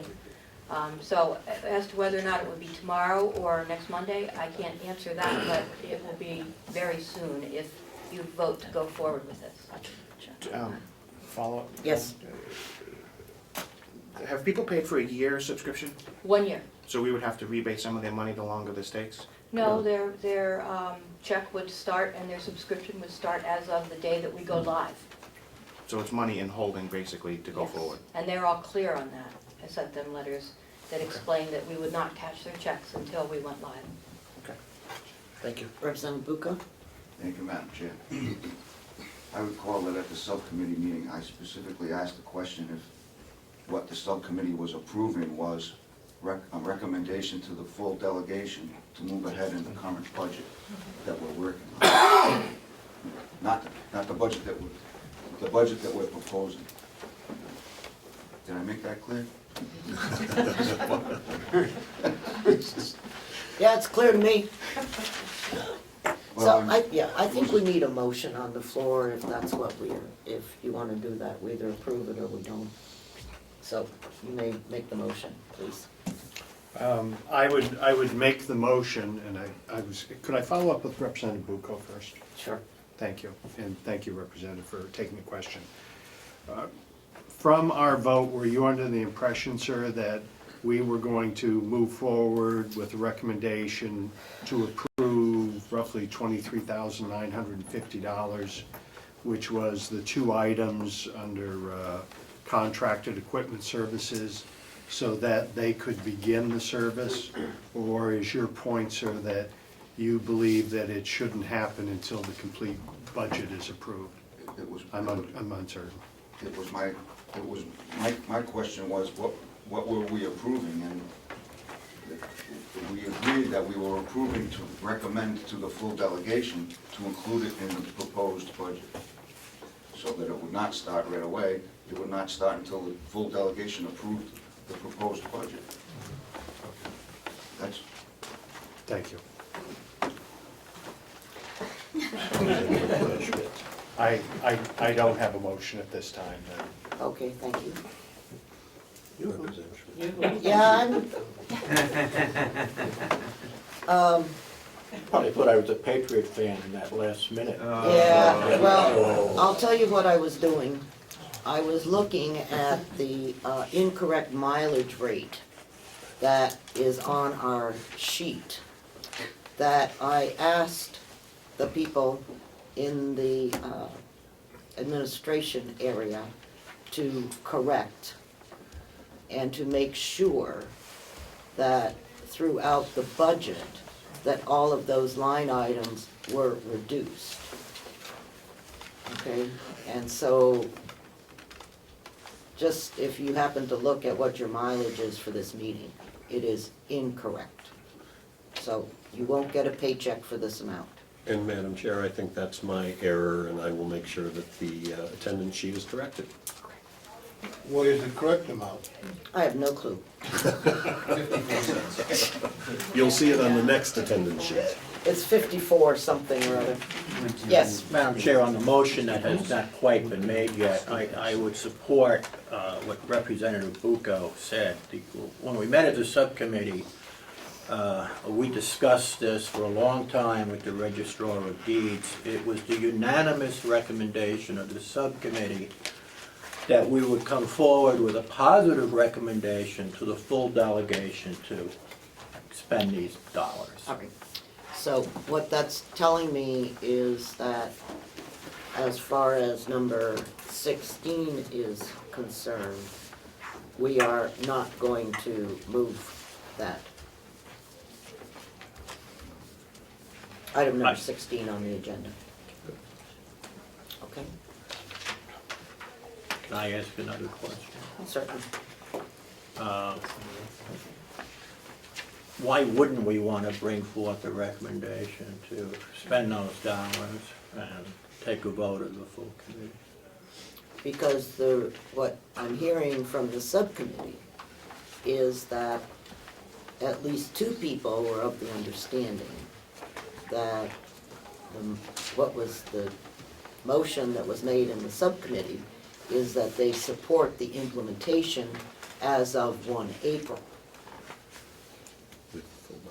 Okay, with the full budget.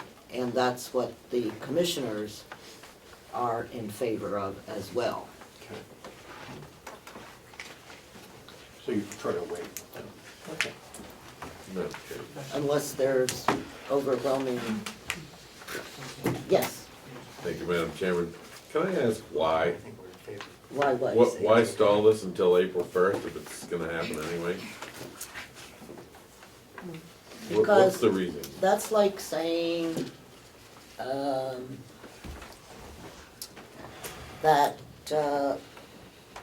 until such time as the budget is fully approved, okay? And that's, across everything. We generally, and I think this is true in every place, that we can spend money during the interim for programs or things that have been ongoing, but that we cannot implement new programs until we agree and sign off on the budget. So that's,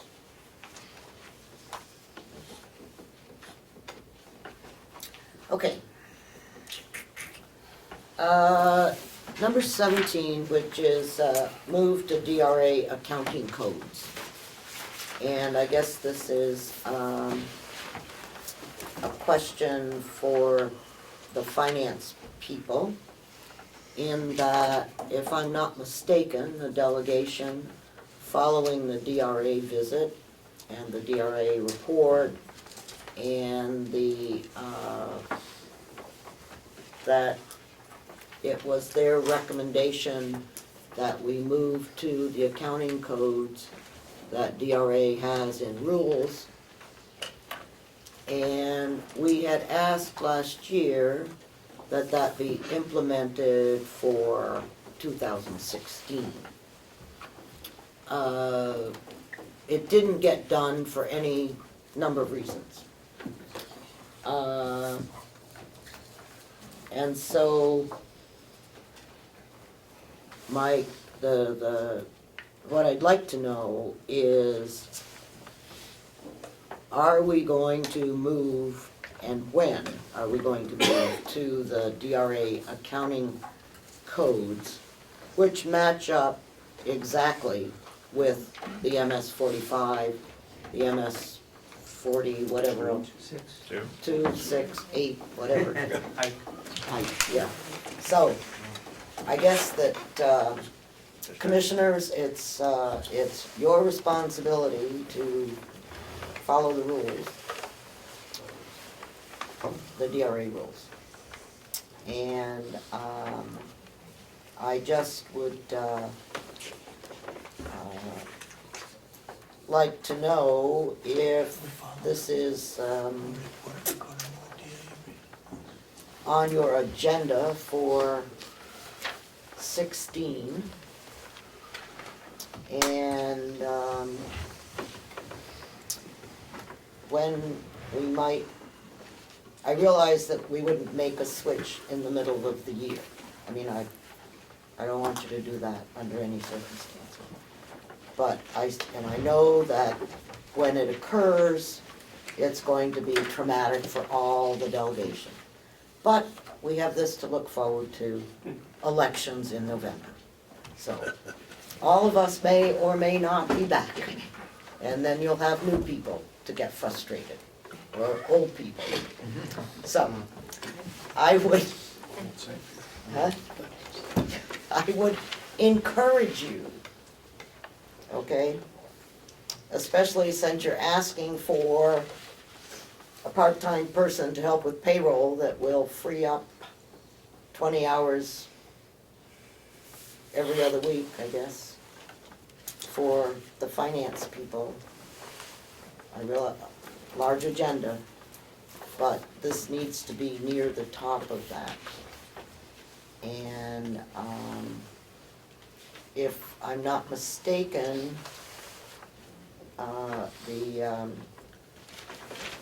the finance system people had indicated that it could be accomplished without a lot of stress and heartburn. I don't remember what the cost of that was, but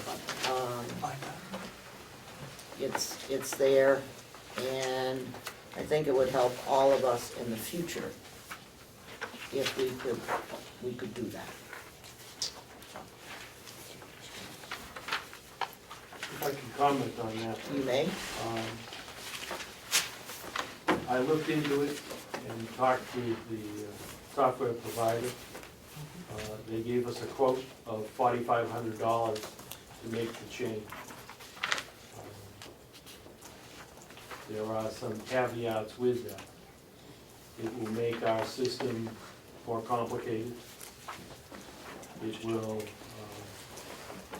include another level of numbers that will mean nothing to the people who use the system.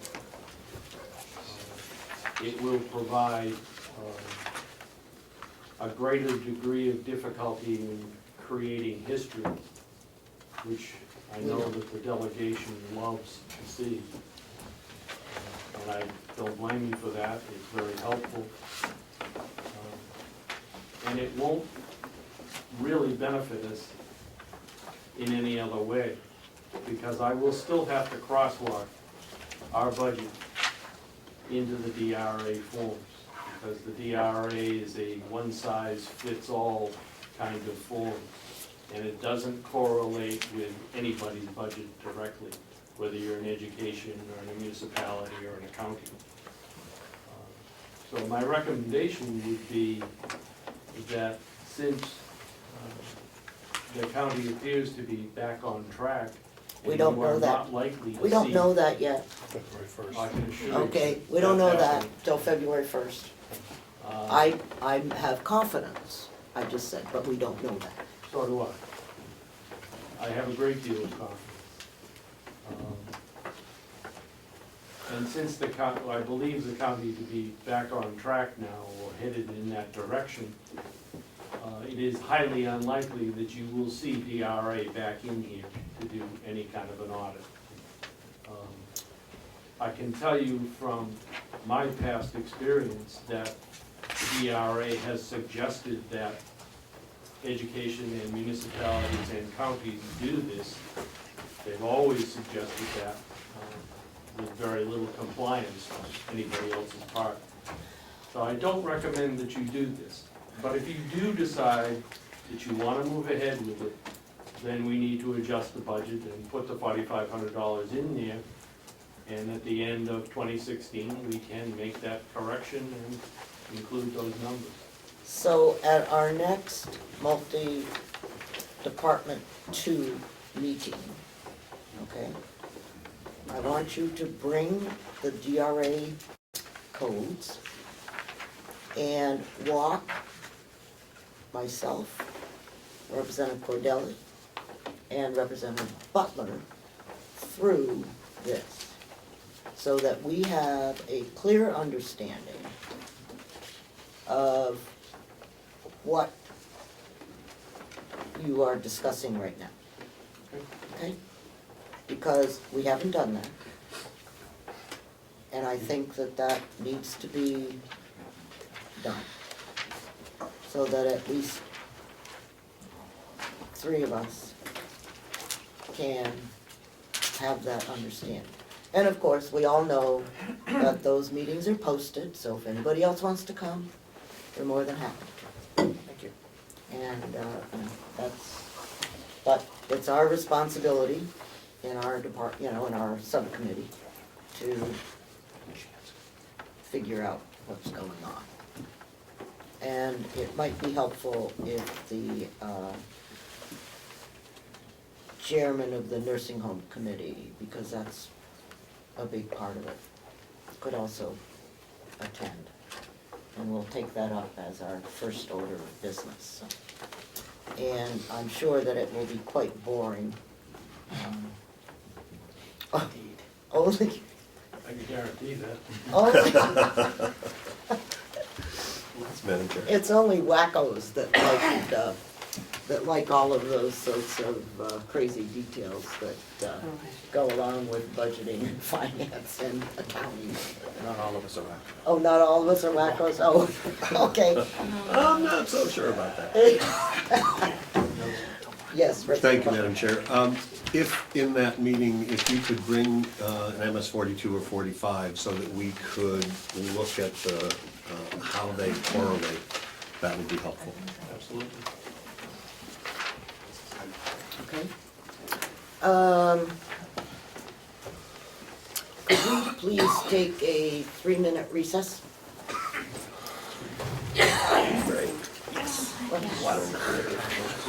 Thank you.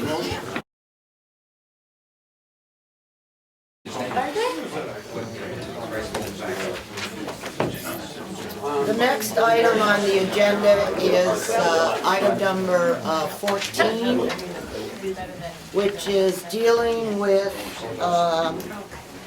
encumbering funds from last year's contingency line to use for an analysis of what the county can implement in the drug program,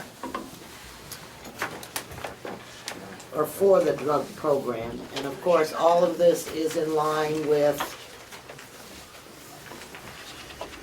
the bill that is going on in the Senate, what small counties can do, where we think we need to go, and all of that. Okay. Did you have something, Commissioner? Yes. Yes. When you're finished, I guess my comment is that the discussion of encumbering these funds for last year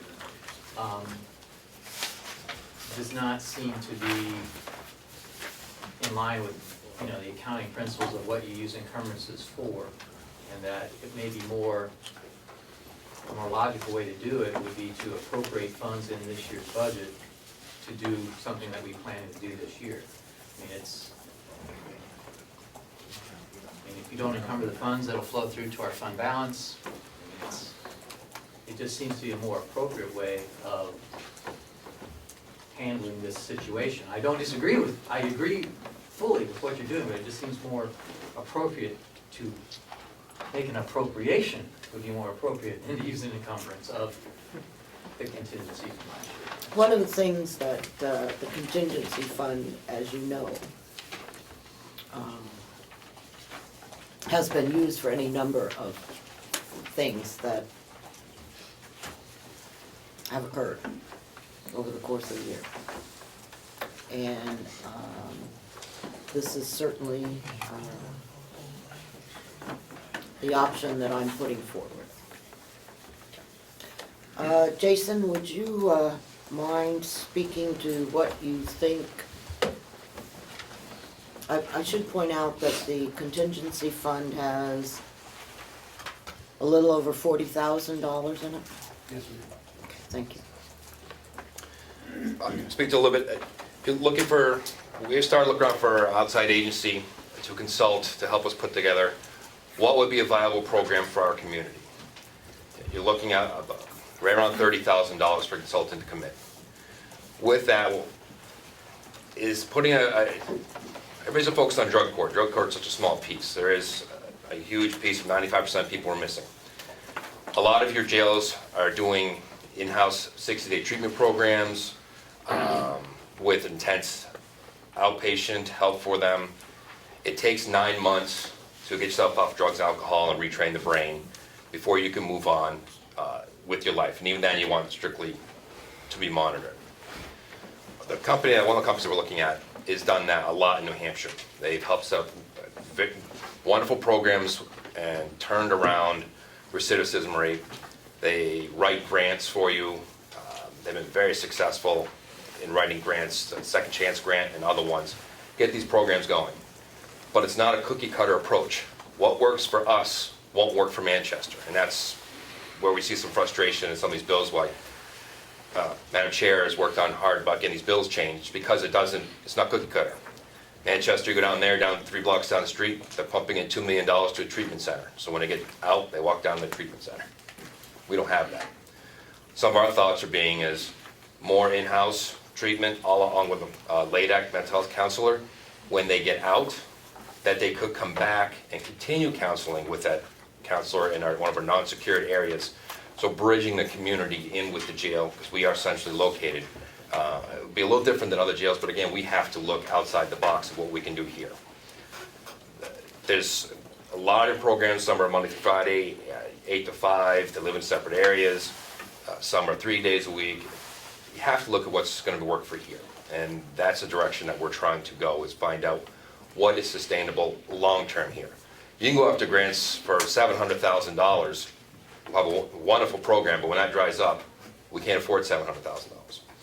So when we look, you would look at grants and money that would get you up and running, that if ever walked away, you could continue it at a low enough cost that it wouldn't be a huge impact on the county, but a great impact on the county in a positive way.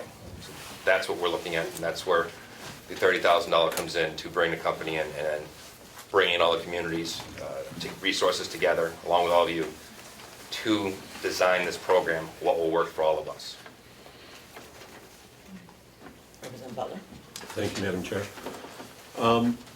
Would this company or firm that you brought in be accessible over a period of time, or are they short-term to help research and recommend a program? No, they're long-term, they have to stay on. They're still on with these other programs, they still help write the next grant. They very much are involved in this, and they stay with you. So this $30,000 would be an initial cost for a year? Initial cost to help design the entire program, to go out and get the grants, and to get us everything up and running. And then there would be subsequent costs? I would assume there'd be, in a couple of years down the road, there'll be subsequent costs if we wanted to help us with the grants. But since once the grant's kind of written, the language is there, to get the next grant, you kind of have to change a little bit of language of what you're doing, and you can get the next one. So you may or may not need to spend more money, or it depends on how comfortable you are looking at it. So it depends on that, at that time. Got it. Yes, and I might point out that the way the bill is currently going through the legislature is that if our program is approved, part of that is a state grant of $100,000. Okay, so it's a state grant. In the state budget? In the state budget. And if I may, not all would go like, I just don't want to throw out there, it's not always just for the jail. Some other people may need a piece of this grant in our community, whether it be someone else that can do the mental health piece in the community, or a case manager back in the community. They need part of that grant, a piece that I can't do, we can't do. That's the big piece, is falling back into the community and seeing where they're at, where they land. So some of those people might be involved in it, say, hey, you know, I'll take a little bit of that grant and we can do this. And if we say, yeah, that makes sense for us, that's gonna work. So it's a lot of different people that could get some of the money. Representative Crawford. Thank you, Madam Chair. Does the program that you're looking at, is that the same kind of program that Belknap County has at this time? Are you aware of the program that they're running? Well, Bell County is working on it. They're expanding their jail by 62 beds and making an in-house therapeutic type of community, which is the model off of Sullivan County, their kind of trails program. And then Merrimack County is also looking at the same thing, using their old facility, kind of like a in-house treatment program. But that's what Belknap County's working its way towards. But that's not where we're headed. No, it's just a thought. I know that they have counselors. Belknap County has counselors that work actually with, you know, the drug abusers. And it seems to be quite successful. Yes. But those, I don't know if those are county dollars that they're using. I mean, I know a person who's doing that work.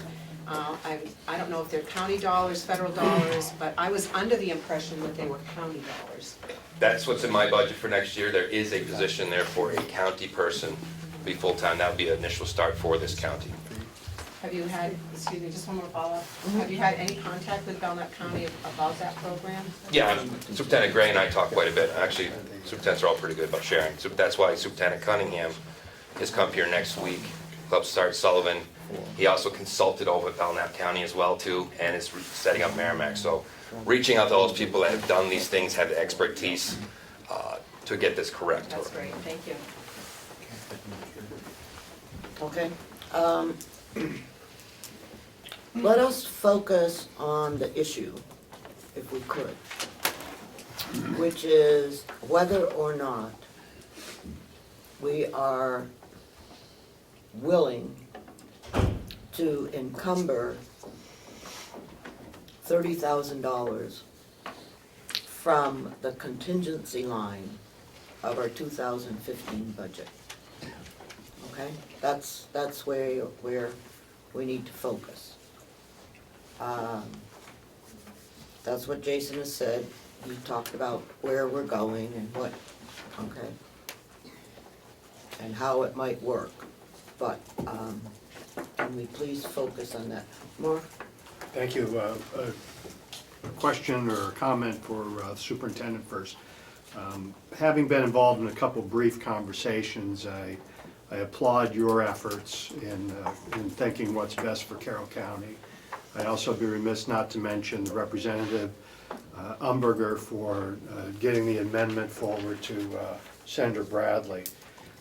My concern earlier was that we're too late to get money for this year, but I felt better after I heard the representative say that if this moves forward, that there would be grant money from the state that would come this year, so we could start working on this program. So I was very happy to hear that.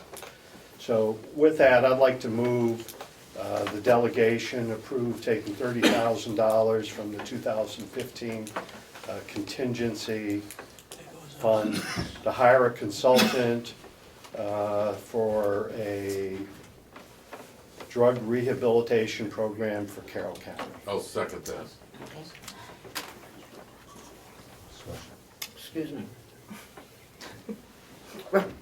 Representative Bucco. Thank you, Madam Chair. This sounds similar to what the Register of Deeds was asking for in her budget. And you know, trying to appropriate money ahead of time, I don't know. This is different. Well, I guess in order to be consistent, I would Because- have to be opposed to it, because if we're trying to, We're not trying to take money from this budget. We're not appropriating new money. We've already approved the money in the contingency fund, which is used for contingencies. Well, okay. But if you want to vote no, that's okay. Well, so if a contingency comes forward, the money would be gone. So that's correct. Thank you, Madam Chairman. To Representative Bucco's point, while I agree that there's a certain element here that sounds similar, and I very much would like to see the other program move forward, New Hampshire ranks 49 out of 50 in drug rehabilitation. And in Carroll County in the state is one of the worst counties. We need to do something now, not next year, not 3 months from now. This will get this off the ground right away and give us a head start, if you will, from where we would be if we tried to pick this up later on. Thank you. Madam Chair, can I have a point of order, or should I save it for public comment? You may speak. Thank you. It's my understanding that when you encumber funds, you do so because you have a legal obligation to pay a bill. So if you had a purchase order or an invoice from 2015, you carry that money over so you can pay it. It's not typically used for new projects, services, or anything that wasn't previously budgeted for by the legislative body in the prior year. So that was my understanding of that accounting If I could just process. make a quick comment. In Representative McConkey's motion, there was nothing that said encumber. He is moving to use $30,000 in the contingency fund to support this new program. The motion itself did not include encumber. So I guess I just need a clarification, that's the 2016 contingency fund. 15. Then you're encumbering funds. Depends on how long it takes. If you're carrying money over, you're encumbering. Depends on how long it takes to get the Okay. RFP out. Thank you for letting me comment. Madam Chair? Yes. As a procedural note, it is up to the commissioners to encumber funds as the governing body. So it would be a recommendation from the delegation to the commissioners. And it cannot, an encumbered fund cannot be a salary or a benefit, but it can be any other kind of expense. And that's what we're doing, Yes. I think. Representative Cordelli? Thank you. I just wanted to point out that on Wednesday, on our regular calendar, we will be voting on HB 1562, which allows counties to establish heroin use and prevention and treatment programs. The committee recommendation on that bill that we will be voting on is ITL. Under the recommendation that it is premature pending the other task force bills. So that's, something you might want to consider, that this is going forward on Wednesday in the full House. And if I could follow up with another question? Certainly. Thank you. I'm so kind. I heard it mentioned that we have $40,000 in the 2015 contingency budget. I've been confused about that because I thought in the MS 40 whatever that we did for the supplemental budget. Just a minute. Yeah. Okay. We put in $100,000 in the contingency line. Okay. At the beginning of the year. Okay? Of that $100,000, roughly $60,000 has been used to primarily pay the auditor. Okay? Now, I agree that we have an additional $239,000 in there for the forensic audit. Okay, that was what it was. But the figure that we're looking at is simply the $100,000 and where we stand with that money. I know that they've already encumbered the money for the forensic audit, so. That money is there to be spent. Any other comments? Yes. A question, Madam Chair. If we wait and make this as an appropriation in the regular budget, what are we losing? Time. 3 months. For another year. But we also probably have to wait to see what's gonna happen with the Senate bill, that kind of thing. So I guess I don't see that. Fine. Then you don't have to support it. I mean, I'm just, Madam Chair, please. I feel very strongly that we need to move forward immediately. And I'll be right with you. And we have already gone through what was happening with the drug task force. The reason that these other bills did not fast track is because they had dollars tied to them. And that it was essential that before we spent any money, we knew what was the bottom line from the consolidated financial statements. And that's why those bills didn't move forward, because we didn't have that information. And we now have that information. And so it will be up to the House and the Senate to decide how they want to spend it, or if they want to spend it. Thank And you. that's why. Thank you, Madam Chair. I just have to note that fine, don't vote for it, doesn't answer my questions. Well, Thank that's you. why I went on to explain to you where and why. Jason? I think two separate issues here. Whether the state or anybody wants to fund anything, that's up to them. With the money that we were putting together programs, again, try what we can do here. They'll come look at our staffing. Can we rearrange staffing? Can we do it at a very minimal cost? They'll bring everybody that's in the community that has anything to do with this crisis together, and what partnerships can we pull together and what can we do? We may never get money from the state, and truthfully, no offense to anybody, don't trust the state, their money goes away at some point. We have to look as a community, what can we support, what can we do, and what can we do right here? Coos County will be here on Wednesday as well, because they're very interested in hearing about this company and what we're gonna do, because they're a small community facing the same problems, and maybe there's a chance for a partnership with them. We're all very much struggling, so this gets us going. We could get started with something else. It doesn't necessarily mean we're getting money from the state. I agree. Thank you. Any other comments? Representative McConkey? Thank you, Madam Chairman. Thank you for the opportunity to speak quickly. I will support the motion as brought forward.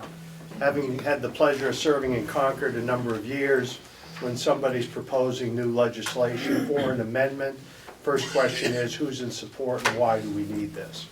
An affirmative vote today will show the Senate that we're in favor of this. Without that, then we are leaving that legislation hanging out there. So I intend fully to support this and to vote yes. Okay. Do you want the roll call? Yes, please. Can I have the sign-up sheet back again, please? Thank you.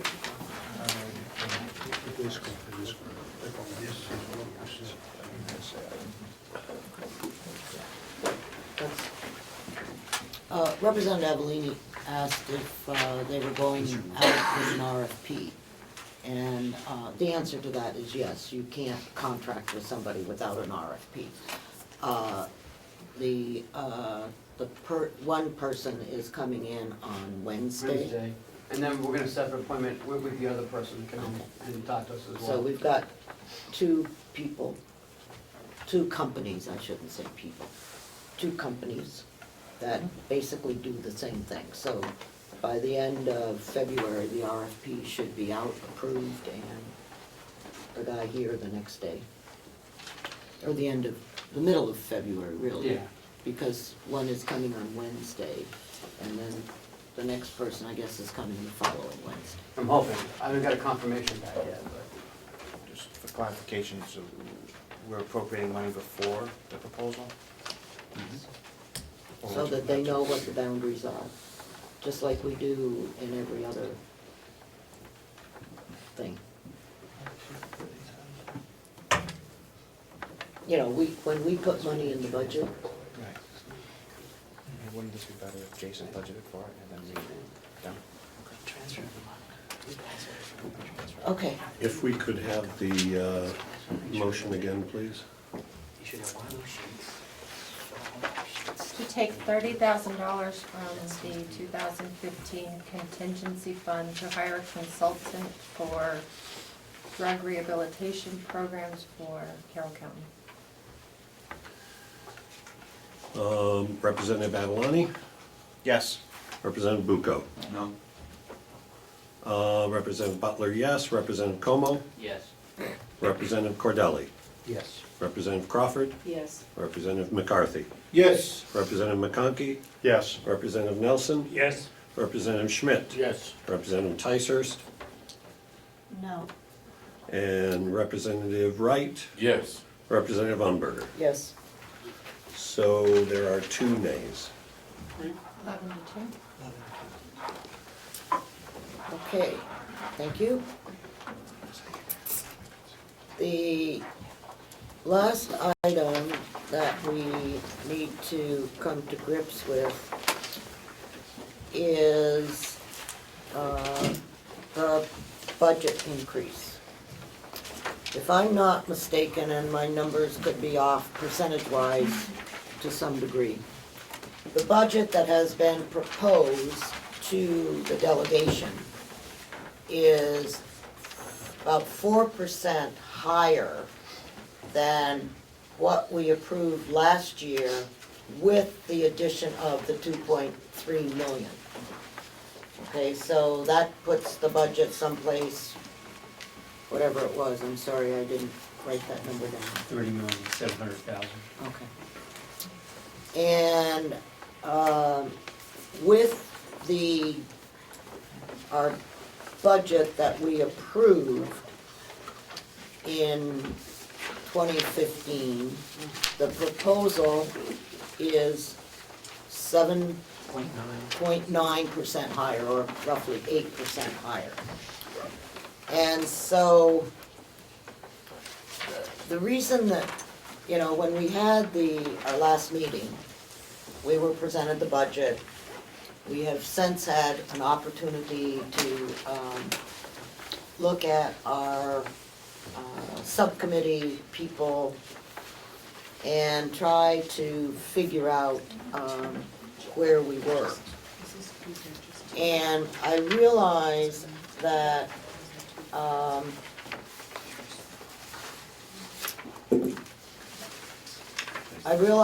we need to come to grips with what we need to look for a target, so that we can then, as a group, try to make decisions. I'm not necessarily trying to say that, DPW has to cut 3%, admin has to cut 3%, jail has to cut 3%, sheriff. I'm not saying that at all. There's an option. I'm just trying to come to grips with where in this continuum between the general fund expenditures of 15 plus last year and the current expenditures, including the nursing home of, I believe it's someplace around 18, that we might want to settle. So, I will open this up for discussion. Representative Adelino. The dispatch grant, 4142096, do we have to, is that a matching grant, or is this, if it's a grant, it shouldn't be in the increase in the budget? It's also on the revenue side, so it balances out. But you have, in order to spend, you have to appropriate. Right, okay, just want to make sure that, Yes. Representative Cordelli. Thank you, Madam Chairman. I would like to request, in light of this discussion and the numbers we're looking at in terms of expenditure increases and also the amount to be raised by taxes, I would like to request that the commissioners provide us a list of budget adjustments that they might suggest for different levels, $1 million adjustment and $2 million adjustment specifically, and give them the ability to provide us a direction. I appreciate your thought in that, but I think we need to give them some sort of target. That's why I specifically mentioned $1 million and $2 million in terms of budget adjustments for that they might recommend. I have no problem with that, but whatever it is, I think we need to say, can we all agree, or can the majority of us agree, that that we do not want our budget to go over what we raised last year in taxes? The 17 point, whatever it is. 17.6. 17.6, okay? Or can we agree that we want some other figure? And it is difficult for us to say, well, we want $1 million today. Next week, somebody else will want $2 million. And so we need a target number that the majority of us can accept as our budget figure for 16. So, Representative Schmidt. Thank you, Madam Chair. As I just scanned this sheet here, and I always find it difficult to do this when we're looking at a 7.4% overall increase in the budget. What I would really like to see to help us in the deliberation is a breakdown of these costs into discretionary and non-discretionary, and the percent increase from the previous year's budget for each. You know, I really like to compare apples and oranges and not apples and pineapples.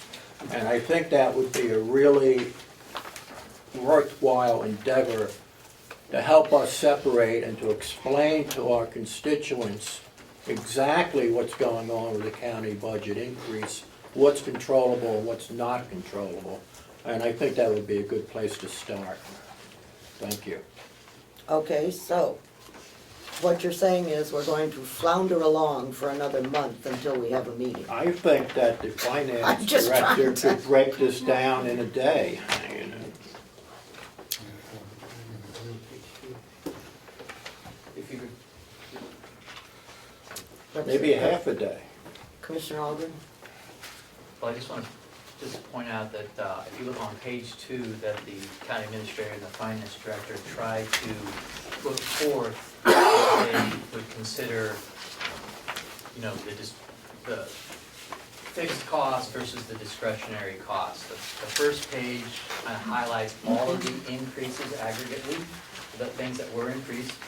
And then the second page shows the increases that would be that we just can't reduce, you know, the non-discretionary reductions. That was what they tried to put together in order to help facilitate your subcommittee work and decisions on where you would like to put forth the cuts in those discretionary items.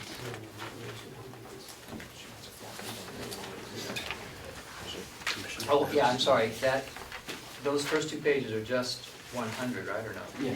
That's 100.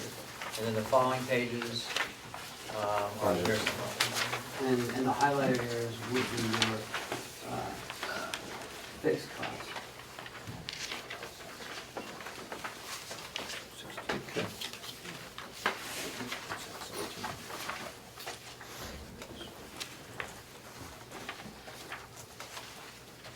I appreciate this very much. I know that it was pretty short notice that we were looking at that, so. I know, we have a bunch of hands.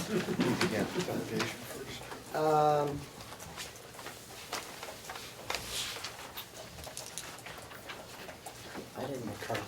Okay, Representative McCarthy?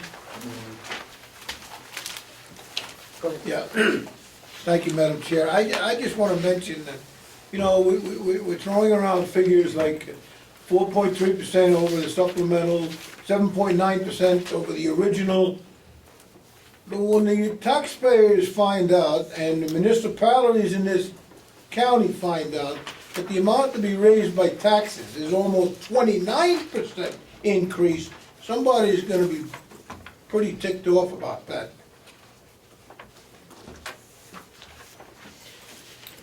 Sir, Representative Lynn, I just had a couple questions on some of these lines. Is that appropriate now, or do you want me to take it up with Ken? take it up with Ken. Representative Conti? Thank you, Madam Chairman. I'm inclined to support Representative Cordelli's proposal. I always like a bigger hammer than a smaller hammer, so $2 million would be my request. We met in emergency conditions last year. The cash flow did not appear to be appropriate to carry our county through the crisis that we were in. My understanding, as I heard earlier today from the finance director, that we're ending the year in a surplus, but once again, we're sitting here not knowing what that surplus is. I was under the impression when I sat at the table that day, as I know many taxpayers were under the impression that day, that this was a one-time, one-shot infusion into the county budget to make it whole. That at any point going forward from that would make adjustments so that we would never have to do this again. This budget starts out just like our federal government does, and adds that $2.3 million back in there as a starting point, and then asks us to appropriate another 4.5%. 4.5% don't seem too bad on the surface. Most towns are in the 2%, but it's not 4.5%. It's really keeping that bloated amount in there. And I won't support the budget as we have. And if we were to look at direction to give to the commissioners, I'm feeling a little kind today. I wouldn't tell them to cut 2.3 out of it. I'd ask them to cut $2 million out of it. And let us see where that would fall. If I might, last year, I think the number was 28,496,409. That was total. And this year it is 30,727,394. So that's Almost $2,258,000. okay. Now, of course, projected revenue, which projected revenue this year was 12.2, and I don't know, I don't think I have that figure from last year. Oops. No, I don't. Does anybody have last year's projected revenue? Is it on there? But you can't look at that because this revenue includes the 2.3. Did your first figure include the 2.3? No. Okay, that was the original. Yeah, that was our original position. You have it?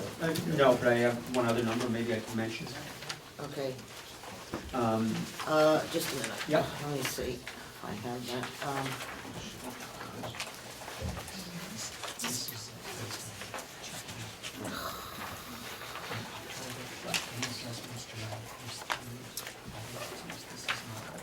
Anybody have last year's revenue? Yeah, 'cause I just have, I have expenses, I don't have revenue.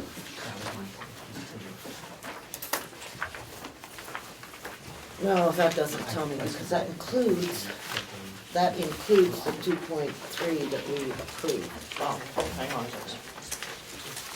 Wrong thing. All right, so do I have a motion on the 2 million? I move. Do I have a second? Second. Further discussion? Yes.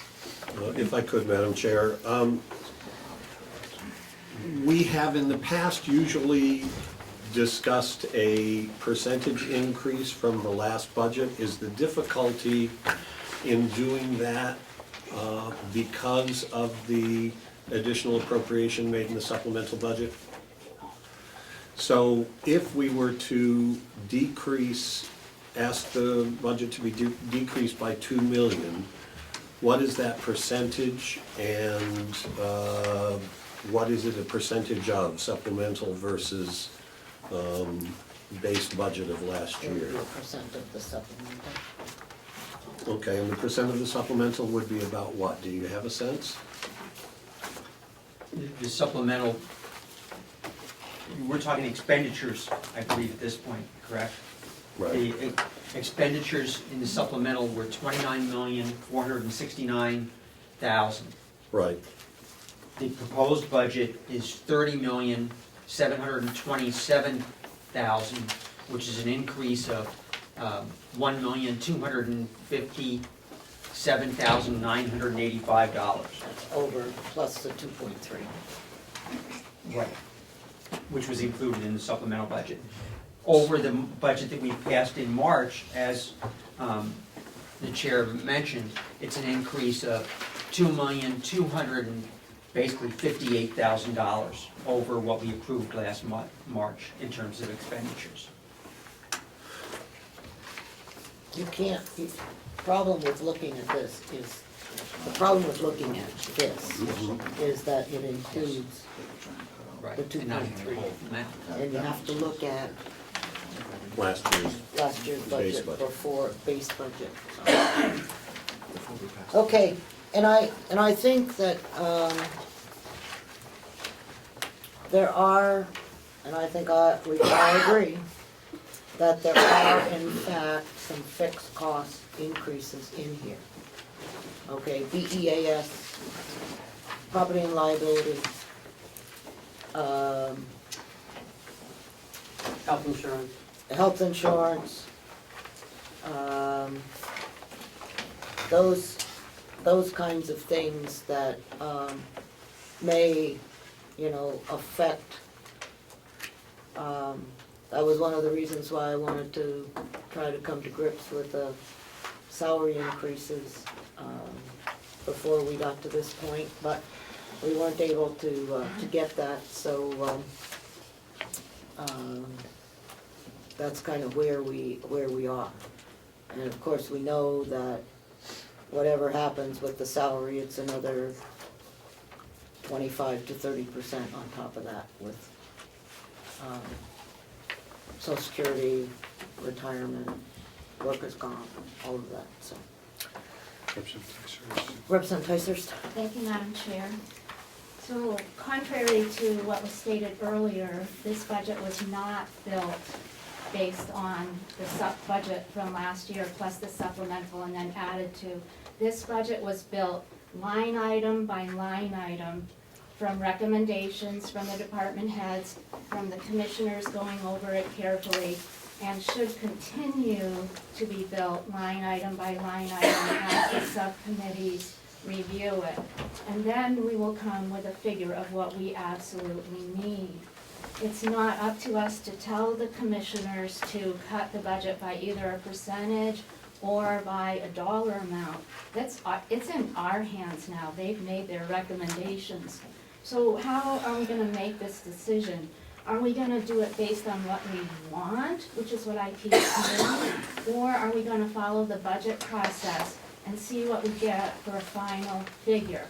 Also, is this delegation really gonna make these decisions without ever once looking at the current economic indicators for our county? We really think that we need to be more responsible in our approach. And the current economic indicators in our county show us pretty flat line. So I think From maybe last year. we should bring some in. We have a budget committee which has never met. I think this is an appropriate time for the budget committee to do its work and bring in some of that information. Well, everybody, I think, in the room received 2 documents within the last month that talked about where we are as a county in relationship to any number of things, so. As I said, I understand what you're saying, that yes, we started at the bottom and we came forward. I also understand that there were decisions made that, for example, increase the education and conference lines by 30%, okay? And that's a worthwhile and worthy thing to do, okay? I also understand that the decision was made to do a 50-cent increase in January to March or April, and then a $1 increase, or 50 cents more, from April to whatever. And those were conscious decisions that were made, I assume, by the commissioners, because they're the ones that own the budget. Okay? They owned the budget when it came to us, okay?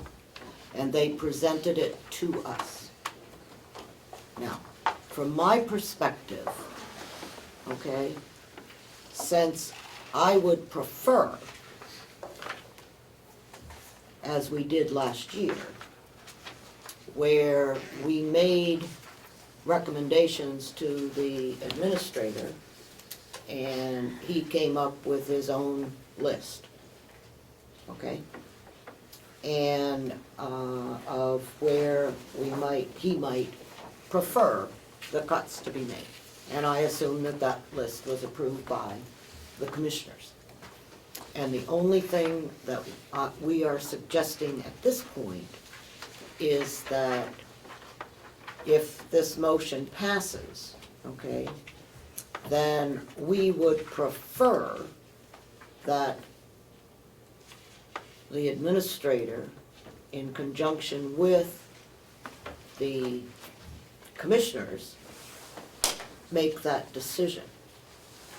Now, if in fact we approve the motion of $2 million, and you want to provide the $2 million cut to the administrator, that's wonderful, okay? Or any individual person can make those recommendations. But I still believe very firmly that, thank you for this very much, because that helps us to narrow down where the things are. It is showing an increase just in the county side, the general fund side, of 1.7 million. And I'm not here to suggest that that's where all the cuts come from. But I am trying to come to grips with a, doesn't mean that this is the final one, but we needed a target. So that's kind of where I'm coming from. Because I'm not sure that there is necessarily, or maybe there is, people that will agree with the bottom line increase that we're looking at. Yes, Representative McCarthy. Thank you, Madam Chairman. I disagree with my esteemed colleague. The budgets that come from the commissioners are not, in fact, budgets. They are proposals for a budget. The county delegation is the only authority in the county to approve an appropriation, and a group of appropriations that end up as the sum total becoming a budget. So they make recommendations. Only we have the authority to approve or disapprove of those recommendations. And when we approve it, then and only then does it become a budget. To ask the commissioners to make recommendations for decreases in the increase in the budget, I see no problem with that. It's better that they suggest where the decreases should be, rather than we, at the end, saying, well, the budget's not going through this high, we are gonna lower it, if you don't, we will. I see nothing wrong with that. Thank you. Okay, we have a motion on the floor for the commissioners. Would you read the motion back? I just simply have to decrease the 2016 budget by $2 million. Should it say to direct or request the commissioners, which? Request.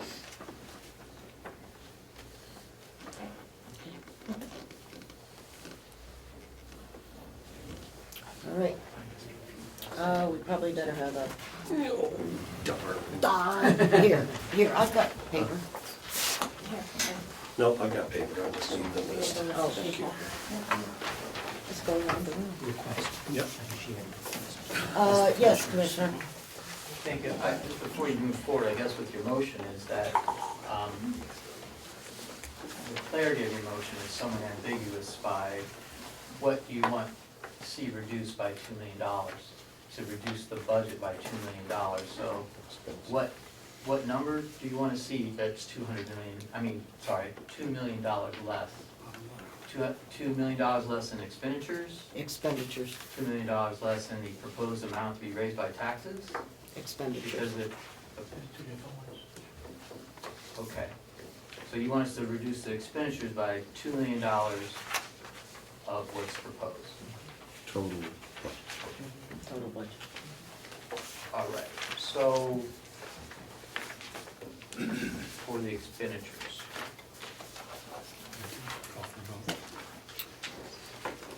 Okay, that's, I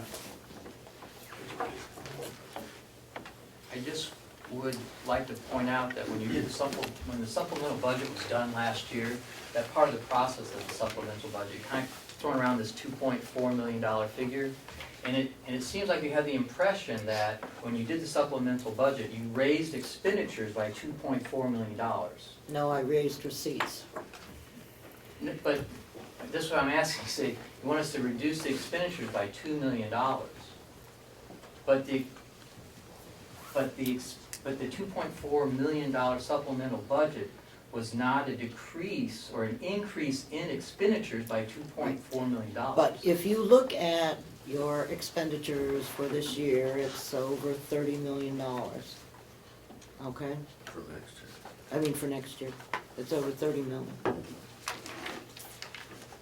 And, I think we looked at expenditures last year around, 28. Okay. Well, it says right and here, our- 29,469, That was 409. the supplemental amount. That was a supplemental amount. That was not prior to the supplement. Okay. So anyhow, that's where we are. And, would you do the roll, please? I will. Representative Evalani, Yes. Representative Bucco, Yes. Representative Butler, no. Representative Comeau, Yes. Representative Cordelli, Yes. Representative Crawford, Yes. Representative McCarthy, Yes. Representative McConkey, Yes. Representative Nelson, No. Representative Schmidt, Yes. Representative Ticehurst, No. Representative Wright, Yes. Representative Umberger. Yes. So there are 3 nays. Motion passes. Okay, Who knows? Butler, Nelson, and Ticehurst. public comments. Does anyone have any public comments? Yes, sir. Yes. Thank State you. your name. My name is Mark Longley, Oh, okay. and I'm a farmer. I'm a member of the Agriculture Commission and the manager of the wood share program in Sandwich. And I'm here to voice support for the county farm. We've heard about a move to defund the farm through the budgeting process. And although it's hard to get a real handle on it because there really hasn't been a good forum for public discussion, a give and take. And this is a 164-year-old institution. Some of us feel passionately about agriculture and about the farm, and wouldn't it be nice to get your constituents involved in whether or not this farm is defunded? We think it's wrong. May I, Madam Chair, pass out a document? Yes, you may. I think there's enough for everybody in the room. It lists the, some of the benefits of the farm, and also a proposal for going forward.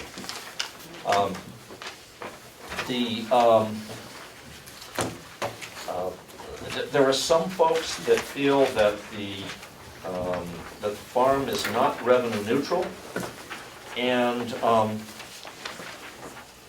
the problem is, for us the data is not really clear. In fact, I think it's somewhat muddied, and that's because of shared services. It's really hard to parse down and find out just how well the farm is doing.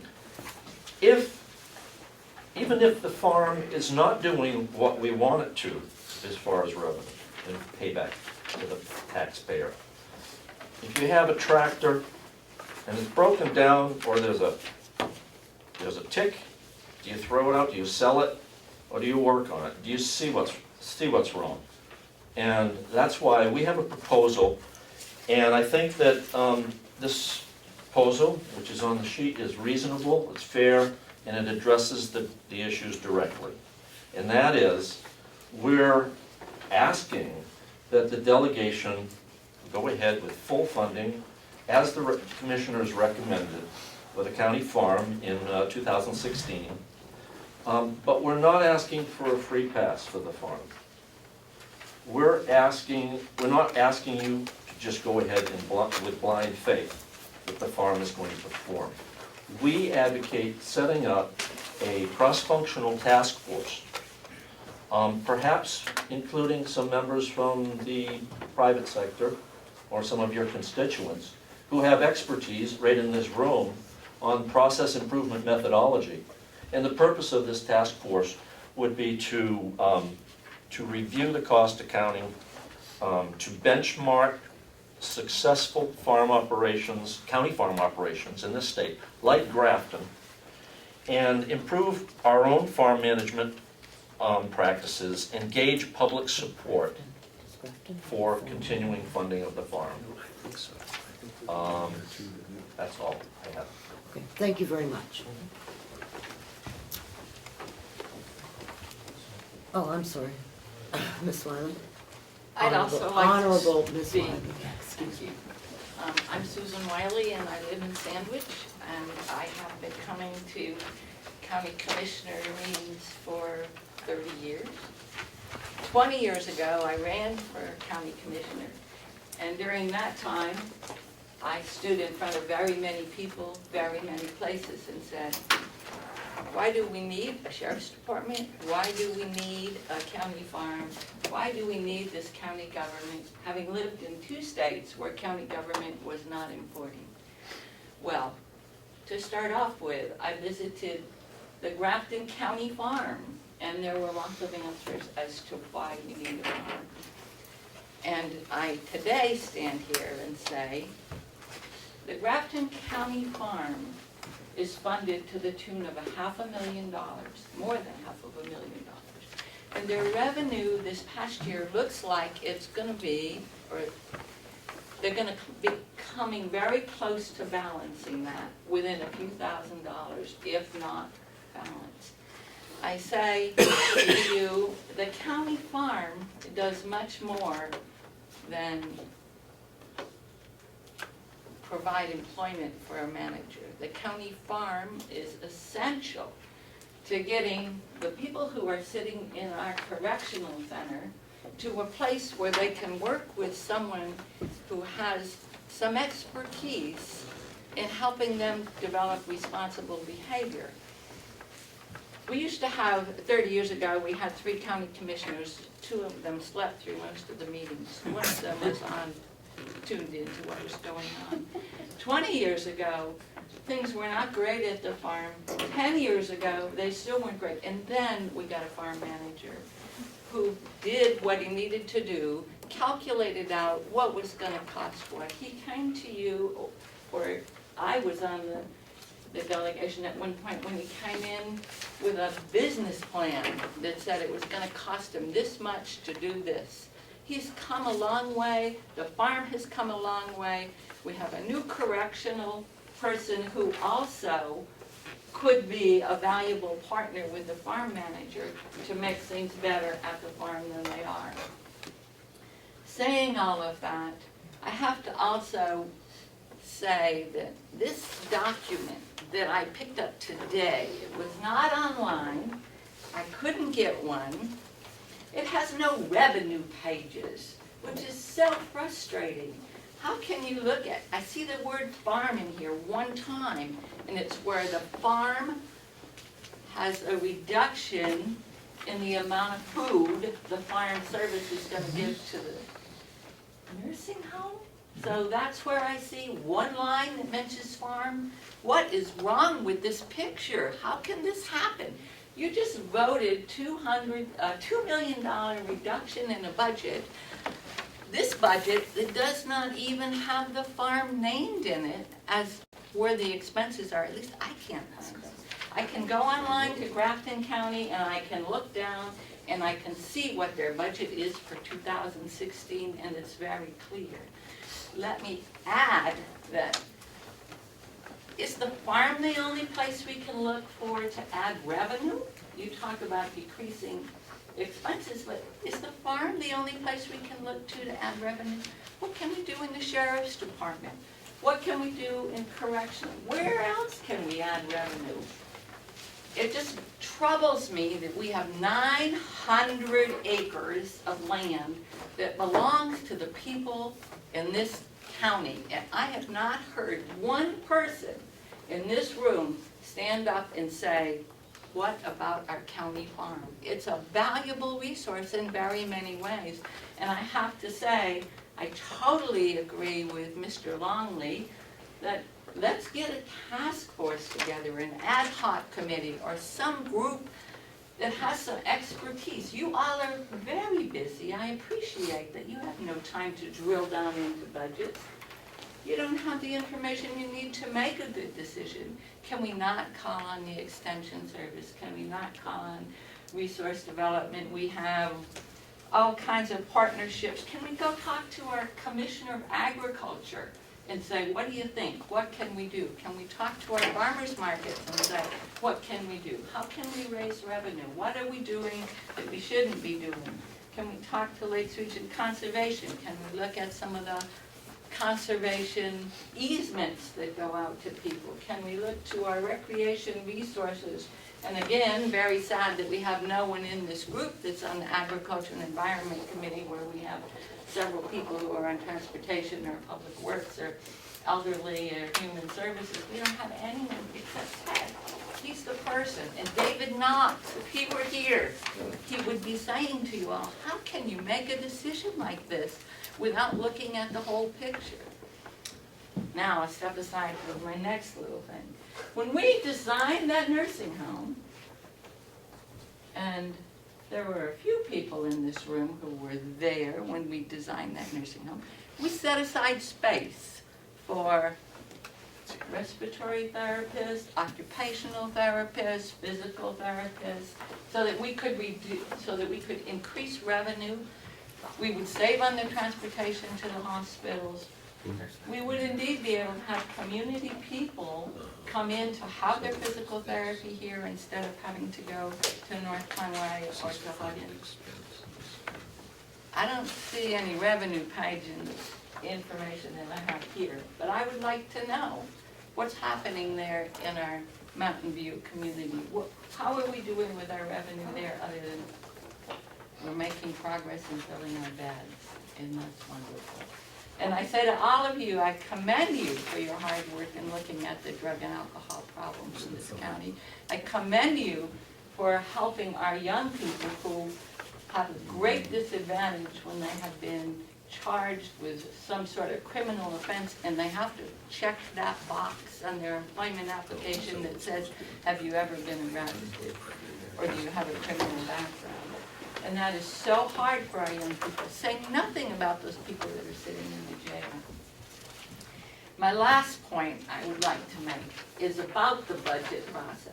We have a budget committee for a reason, and 20 years ago the budget committee didn't work, and 20 years ago people sat around the table and talked and things that they'd never talked about before. Were you one of those, Representative Babson, or Commissioner Babson? The Honorable David Babson, who sat and did some Sudokus while he was listening to some boring conversation. I love that we have subcommittees. They're great.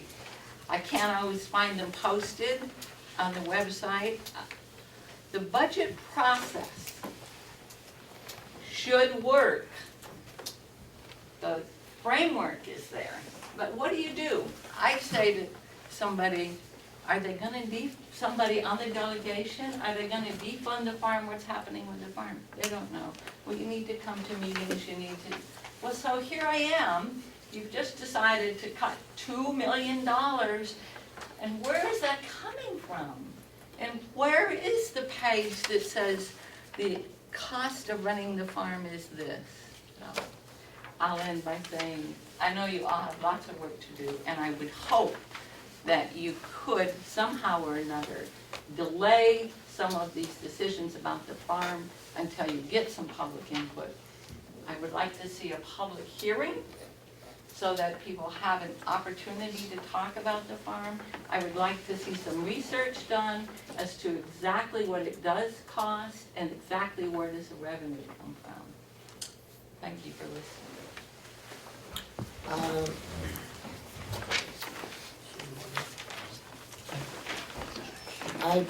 I believe that this draft budget is online, am I correct? As is the revenue? Yeah. Yes. Where is it? On the county website. And if you go to... Yeah. This is a public hearing. It was advertised as a public hearing? No, this is not a public hearing, this is a meeting with public comment. And your comment was that you couldn't find the budget. And so I wanted to make sure that the budget was online so that anyone that wanted to find out what was there, that it wasn't being just kept in my little manila folder. Okay? I appreciate that, and one of my representatives just said to me that it was on this meeting. But I do want to say that I'm pretty certain in the Carroll County Independent, I read that this was a public hearing. Well, it's not. It's a public meeting, and these are the public comments. Okay? We're not holding a hearing today. Forgive me. That's quite all right. Our budget hearing was on the 9th of December? The 7th of December. The public hearing on the budget was on the 7th of December. Okay. Mr. Longley? Just, the words in the, I looked last night at the posting and the words are there, public hearing. Oh, I'm sorry. It's okay, thank you for the opportunity to speak. Oh, absolutely. At all of our delegation meetings, the public is always welcome to speak on whatever issue might be facing them. So, Representative McConkey? Thank you, Madam Chairman. I have a correspondence that was given to me by a constituent, and I would like the opportunity to read it on his behalf at this time. Representative McConkey, the letter's addressed to me. The Carroll County Farm is wasteful, archaic, misuse of taxpayer resources, and I urge the delegation to cut off further funding for it. The land should be sold to the highest bidder without regard to whether it's brought to farm or for some other purpose. The county desperately needs housing for the young working families can afford to help stem our youth exodus. And we should encourage developers to consider building affordable housing on this site. Or a developer might see the property with immediate access to the nursing home as a good location for senior housing for our rapidly aging population. Only a tender at auction will secure for the current owners, the taxpayers, a price reflecting the property's highest and best use. The proceeds and county spending associated with the farm should be returned to the taxpayers or used to defray legitimate county expenses. For example, much of the staff at the Mountain View Nursing Home is paid little for hard, important work with our most vulnerable citizens tying up money in what amounts to a hobby farm when it could give these dedicated employees a much-needed raise. It's grotesque. I've read Mr. Longley's January 19th email to you demonstrating the delegation continuing to fund the farm while he and his colleagues undertake a process improvement project. His priorities, as I indicate above, aren't mine. Yet I at least find it easier to understand his position if he supported with logic and hard data, rather than tossing out bald, fact-free claims pregnant with contradictions and chaos with threats, chased with threats. Consider his assertions. The farm's 164-year-old, so conservative idea of limiting the reach of government is unacceptable. Should the taxpayers be required to support a blacksmith shop, a livery stable, water-powered mills? Should we fund a county poorhouse or a founder's home? Whatever the justification for a publicly owned farm 164 years ago, the only relevant issue is whether it's rational to have one today. Mr. Longley doesn't offer a single point that suggests it. The essence of prudent government is asking of every proposed action and expenditure at every level of government. Is this the reason the citizenry delegated to this unit of government the power to take private property for public use? Is the proposed application of that power, in this instance, in service of some needed, indispensable to the public welfare? While the citizenry as a group would be less secure, be less secure in their persons and property if this isn't done, and even if they were contemplating a vital service, it is clear that the private sector cannot provide it. To ask these questions is demonstrating the absurdity of Mr. Longley's claim that keeping the farm is somehow consistent with the bedrock American belief that government is constituted solely to serve vital public needs that cannot be served by free people making individual choices. This is doubly true when we consider this other equally unsubstantiated and illogical generalizations which confirm how far the county farm is from fulfilling any vital public need and how incompatible it is with the commissioner's duties to exercise a fiduciary care in administering the powers vested in them. His second point, continuing farm operations is a win-win arrangement for the county managers and the taxpayers. How? In what sense is keeping the farm intact in the taxpayer's interest? Mr. Longley doesn't say he can't because it isn't, as Mr. Longley's own words demonstrate. Mr. Longley reported that local farmers just wouldn't find it financially feasible to take over current farm operations. If professional farmers don't see profit in running the county farm, how can it possibly be the taxpayer's interest to be forced to own and operate it? Mr. Longley's admission underscores that we're talking about a hobby farm. Only instead of a rich trust funder, the usual hobby farm owner here, we get hobbyists like the commissioners, and Mr. Longley's claiming the right to indulge their fancy on the people's money. Point B, Mr. Longley says that the farm doesn't compete with local agricultural concerns, which proves too much. If the farm isn't competitive with private farms, though it is a huge advantage over private farms, and that is funded with interest-free money, taxes, and worked with cost-free prison labor, then the claim the commissioners have made for years that the farm makes money for taxpayers is not irrelevant, it's a lie. Though I've not seen the financial records from the farm actually to determine which in itself is a scandal.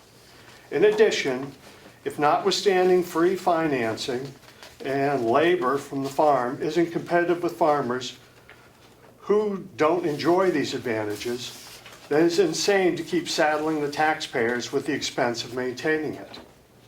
The process improvement project for which Mr. Longley wishes to buy time on other people's money would, if successful, put the farm in competition with taxpayers funding it. Mr. Longley rides on two white horses at once. He argues that the farm doesn't compete with local farmers, hence it would be retained so he and his colleagues can come up with a plan for improving the farm, after which it would presumably compete with local farmers, or there'd be no process improvement, and the farm would remain a wasteful, unprotected asset. Using taxpayers' money to compete with the taxpayers providing the money is not a legitimate use of government, nor is pouring taxpayers' money down a sinkhole. If Mr. Longley and his fellow farm fanciers really believe this farm can be an economically rational agricultural enterprise, then they should buy it and run it with their own money and labor.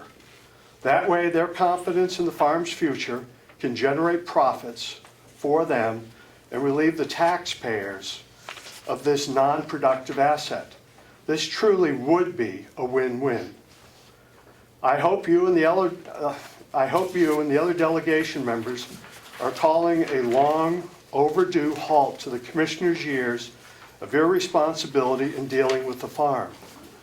There will remain much else to be put in order, but this would be an important reminder that government isn't a roving commission to take from some so that others may indulge their fancies.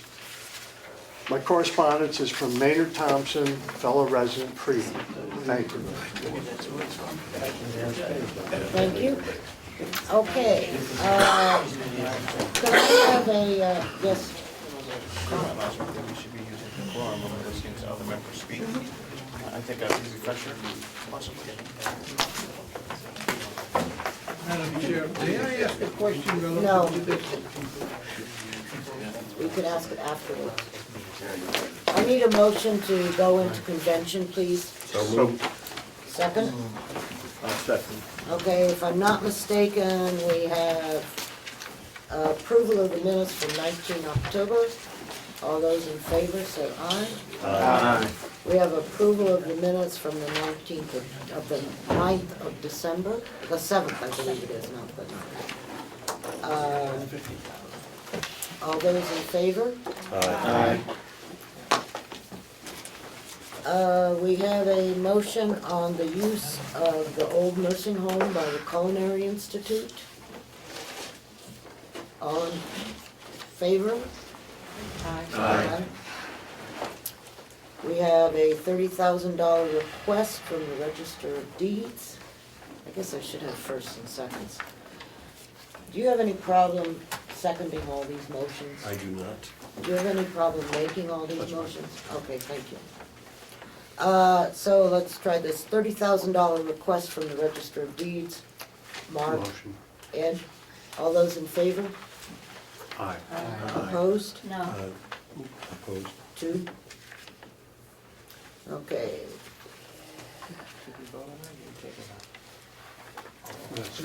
That's the first one. We had a motion on 2 million Reduction. reduction. Okay. Moved.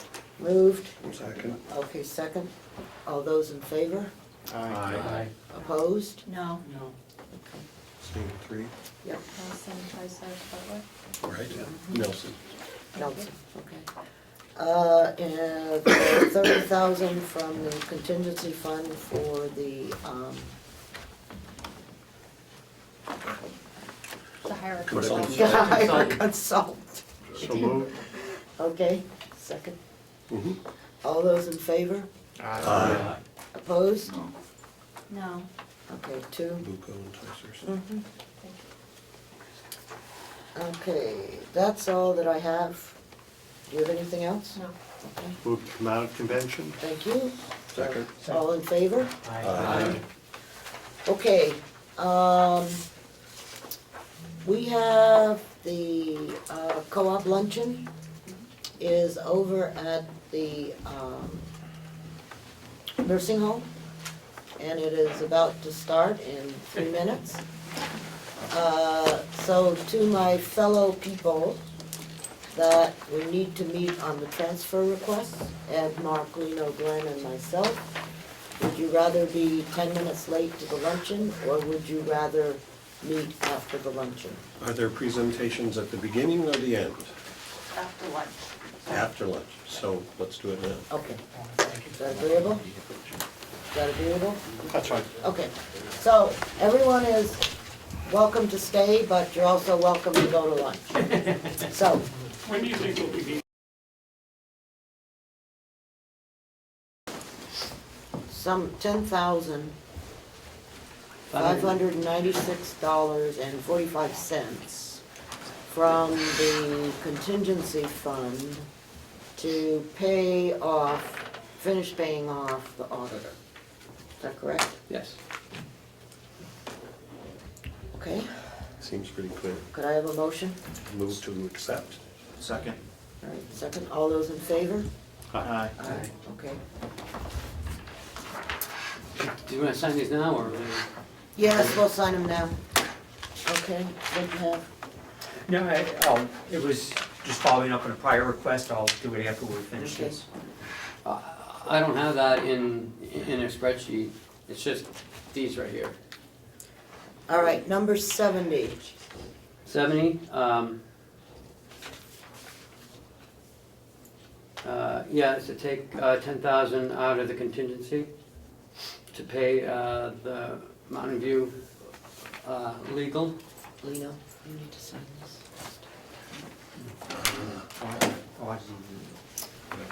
Discussion? Is this for auditing or for legal? No, Legal. 69 was for Auditing. 70 is just 70 legal, is for legal. right, but it's the same line. Yes. Right. And we have heard in the nursing home subcommittee that there may be ongoing legal costs, and the upcoming budget is going to be attentive to that. This is an issue that's been ongoing for quite some time. Hopefully, we can get it settled. I would move to accept the transfer. Question? Yes. One question. We're taking 21,000 and change out of that. Is that going to affect any more of what we appropriated today? Is that going to leave enough? That takes us down to that 40. Okay. Just to make sure. 30, Well, right. Yeah, we took 30, but we talked about it. 40. Right, yep, so that should take us down to 49,000. Okay, where are the, Is that what you have? 34, because you're taking two amounts out of it? Right. okay, let's we get, His have.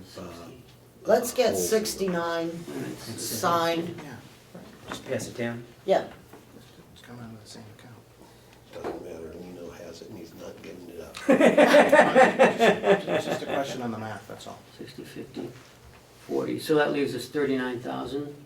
That's what I was about 34,000 and change. If we take 22 out. then that- We need yeah. 30,000. Okay, just want to make sure that we're Yep. not please sign overspending. them and forward them. Thank you. Okay, 72. I don't have a 71. No, 71's been voided. 72, generator expense. $589 to move from the general expense into heating expense. Due to the cost in early 2015 of propane, we've been able to get a lower rate, I guess, in May or June. Commissioners got a reduced rate. And this was, you had to do some repair to the generator? Is that what I said in my note? I don't know. You It's said- coming out of the generator to pay for the propane. Oh, I'm sorry, To pay for the excuse me. propane. Motion to accept? Yep. Second? Okay.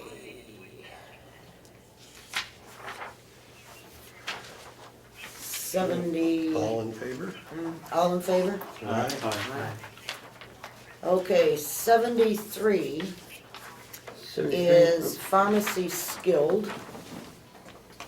And they are Hey, Tammy, I was just calling because. increased I cost guess that in, the check that Steve just got. In the medical waste from 2014, renegotiated contract for 2016. And this was the balance? Yes. This is the Yeah. increased costs? We got it back down to $700. Fantastic. Motion to accept? okay, Second. all in favor? Aye.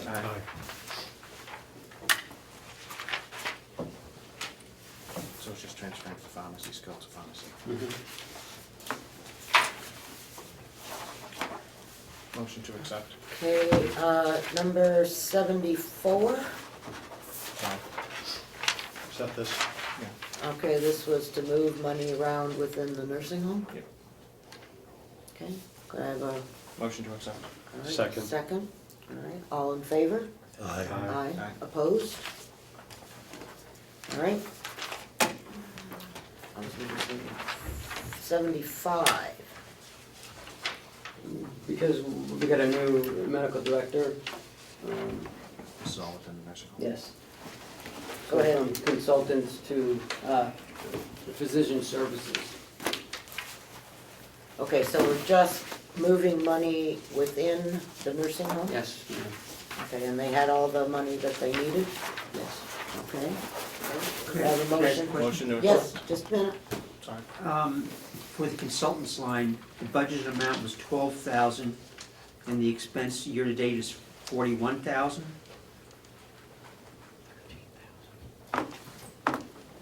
No, he's taking it from the consultant's line, which was 12,000.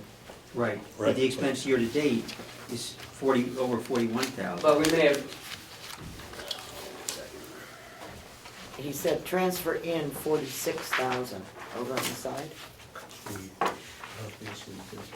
We already transferred in 46,000? Is that what that's? I believe that's what it's saying, I'm not positive. what was the account number again? 351.80.023. They're going from consultants, Right, which is, and going into physician services. right. But you show the expense year-to-date is over $41,000 here in that consultant line. And the budget is 58,000. Okay, so there had to be a previous transfer into that line. That's what I wanted to make sure of. Yeah, No. there's a transfer of 46,000 according to your note, Ken, in the transfer request. That's why I hate these forms, in case you're Yeah. wondering. Transfer in 46,000. That's why you have 58 there for a total. Okay. 46 and 12 is 58. So that's how we got to 58. Because I know there's 58,000 in the budget for the consultants. Not sure I transfer though. What's that? 5180. Okay, so two, let me three. make sure that I understand this. We are transferring from the consultant Consultants line line, to the physician service services, line. yes. Okay. Which is physician services is 12,000 Mm-hmm. and it's for 2297. Is that what the transfer's for? Yep. Correct. Yep. Yes.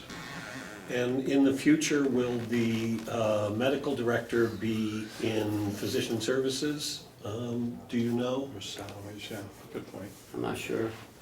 Oh, we'll pay attention to that. I'm sure, yeah, physician, isn't that what the physician services is, right? I hope so. Yeah, I think that's what it is. Okay, do I have a motion to accept? So So- moved. Okay, second. Let's make it all the same people so that Lino and when Mark are good. when I do the minutes, that I don't have to worry about So confusing. whatever. Okay, all those in favor? Aye. Opposed? Okay, that was 75. Number 76 is once again moving money around in the nursing home. Yep. Can I have a motion to accept? Motion to accept it. Second? Yes. Okay, all those in favor? Aye. Aye. So 76 is okay. 77 is, once again, moving money around in the nursing home. Right? Yes? The department, it was just not listed, that's why. Oh, I'm sorry, yes. There was no preview, no. 5140 is nursing. It's pharmacy skilled. 300 or 100 or. Yeah, that's how I see it. Okay. Oh, you mean the 5140? I'm sorry, I know it's okay, you guys, I'm sorry. I think Karen mentioned that last month. Okay, Oh, yeah, we talked about this. This was they're ordering office supplies every 2 years. Right. Lino, Yes, ma'am. motion? To accept? Yes? Yes, ma'am. Yes. Okay. Second. All those in favor? Aye. Aye. Okay. 78. On the back, maybe? This is just paying the town taxes Yes. from, just for Mountain View? Well, it was in there, yeah. We budgeted for this, I'm not exactly sure why it didn't cover it, but that's neither here nor there. The supplemental budget bumped up $38. Oh, it was a $38 increase, okay. Okay. Motion? Just a question. Mhm. So we have to pay, Yeah. Current use taxes. cool. Motion to accept.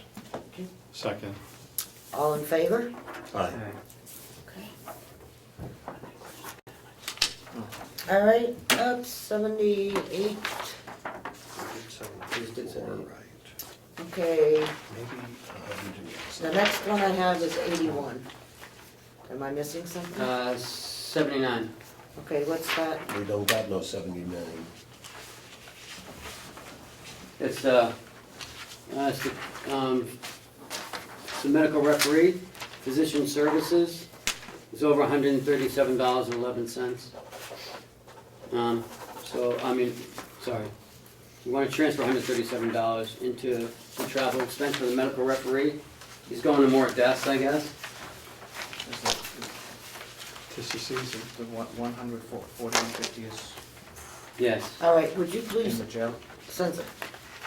when did No. you send me that one? It's county attorney. When did you send that to me? Oh, we didn't send it to you. That's a recent one. That's why you don't have it. Oh, I got 81. Yep. No, we sent it at the same time. We didn't get 79 and 80, if you have both of those. Yes, I have 80 right here too. Okay, so you're just gonna need to explain them well. Yeah, or Okay. how about running into the, Making copies? yeah, HR and just make copies of those because, sure. So you're missing 80, 79 and 80. Right. Right. And I've got 81 too. She I said, got oh, you have 81, okay. So I just need 79. Well, I've got 82 and 83 that were signed this morning. Make copies. We want to close out the year, so. Yeah. So 79 and 80. Okay. 5 copies? Yep. Good. Okay, anyone more set then? Or I can One is the use- backup. No, here you go, Mark. I have Than it. expected. There you go. Thank you. Yep. That's the back, good. As we take more skilled and complex patients, then this cost is gonna go up. Is this part of the nursing home? This is a commissioner's budget, I believe, around the. What's the, yes, county 4150, right, on the county attorney. It's the same one you sign, it's the referee. Okay. Yes. Yeah. 80, It's not nursing home at all. No, it's, they have to show up to every death, right? Yes, from what I understand. That doesn't occur in a hospital or a, This person's actually been so busy that we haven't paid, we've been able to do some of this without having to pay this person. could I have a motion to approve 79? So made. Second, Mark? Second? All those in favor? Aye. That's the official copy. We got a pile there. Yeah. Number 80, number 9, number 9.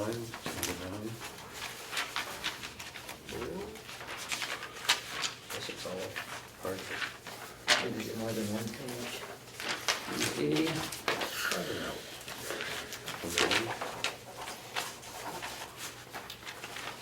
More money?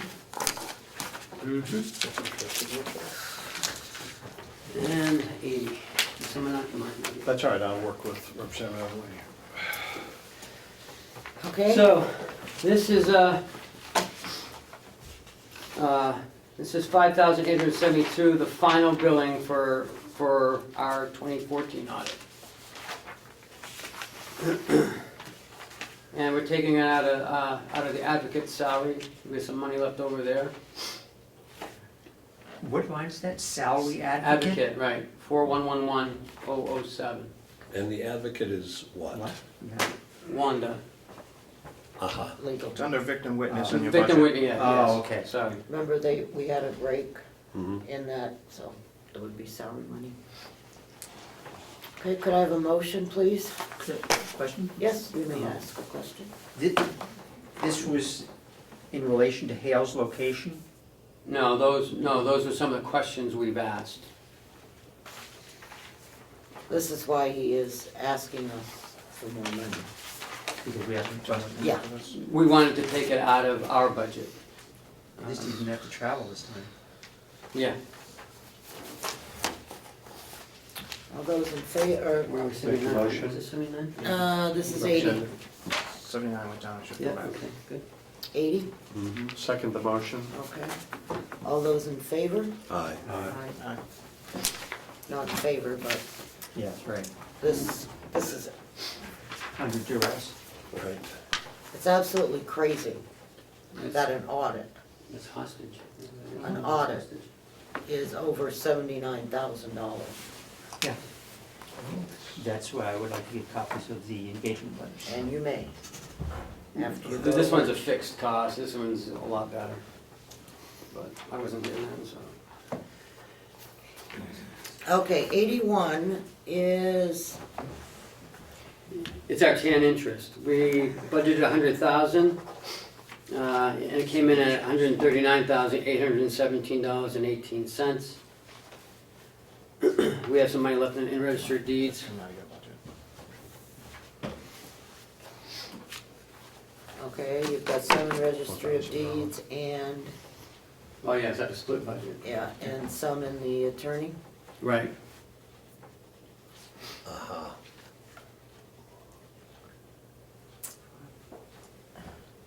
From two?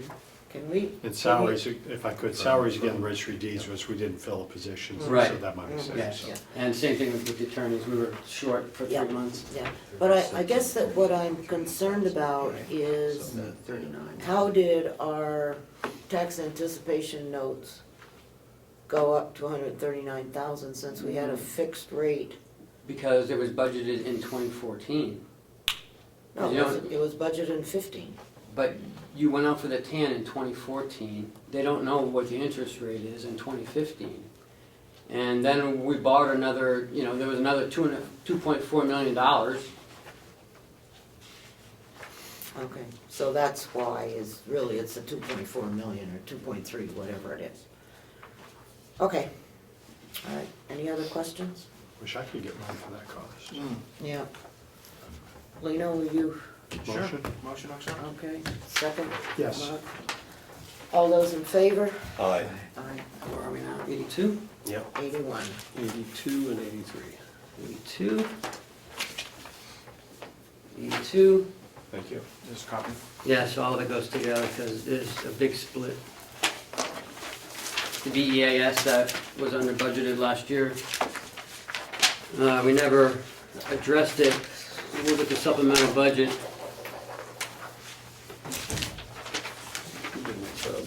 And Mark? Thank you. No, I'll have, So, we're have to cover it with all, with the leftover salaries. you didn't sign that one. I did not. It went before I got it. Oh, blame it on Mark. Lino, send it back. Sure. Okay, Lino, Is it okay to Oh, take it's that? on a every pile now? of them. I apologize. Yeah. That's all right. It's okay now. Don't get one. There you go. all right. Tell me something. We need that one back, though. That's Ken's copy. No, Yes, no, we've got they're that all one. they're all They're down there, stacked. and then they'll give them. Oh, okay. Oh, I apologize. Maybe, I might hold them hostage. Okay, so what's going on here? Documents. Well, our BAS was over, was under budget 200,000 in 2015. was never addressed in the supplemental. So this is our credit, this $20,010. It was $209,000, which is our payment. So we just reduced it by the $20,000 thing coming in. So our balance is $189,947. This was a credit. Yes. And this is the list of where you're taking it from? Yes. All right, I am totally in the grayish here. You're transferring this 189,947? Yes. From all those From those salaries. accounts. Got it.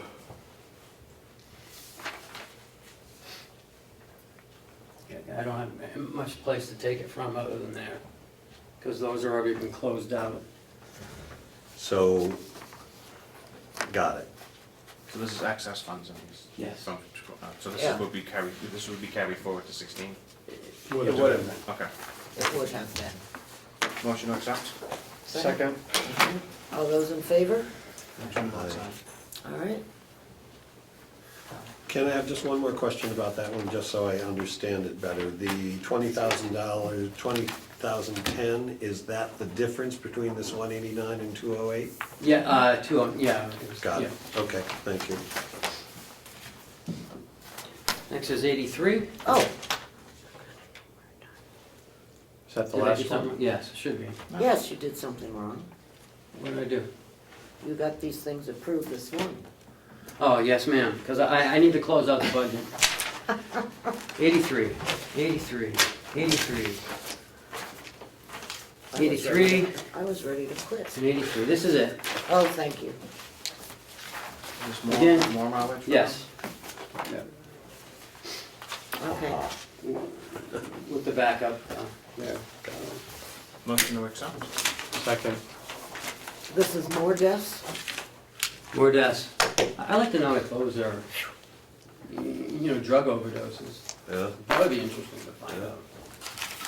In a morbid sort of I don't think so. Do you Just for recycle clarification, paper? is this people that die in hope so. Carroll County, or is this Carroll County nursing home? No, Carroll County deaths that the medical examiner goes to. Okay. Good enough. That's yours. That's mine. Yes, we're That's the original. Oh, it didn't was have moved. holes in it. Okay. Yeah, it didn't have whole, you're right, because I just Second. made, because I just did it. That is it. All those in favor? Aye. Okay. I just want to make a statement that I realize that perhaps this has been a very good lesson in county money management. And hopefully we will not see quite so many transfers. I'm looking at no transfers next year, but I'm optimistic. Oh, that's okay. You can be optimistic. Thank you, sir. All right, so if there's no other business, this closes everything, you're all straight, no problems? Well, adjourned. Okay. Keeping these or? No, we want to recycle. Yes, that's what I do. Good. No, I have to keep mine. Yes, so you can I keep them. understand. I can do He's it. working. He's working. Okay, Thank you. We did 80, huh? thank you. And I know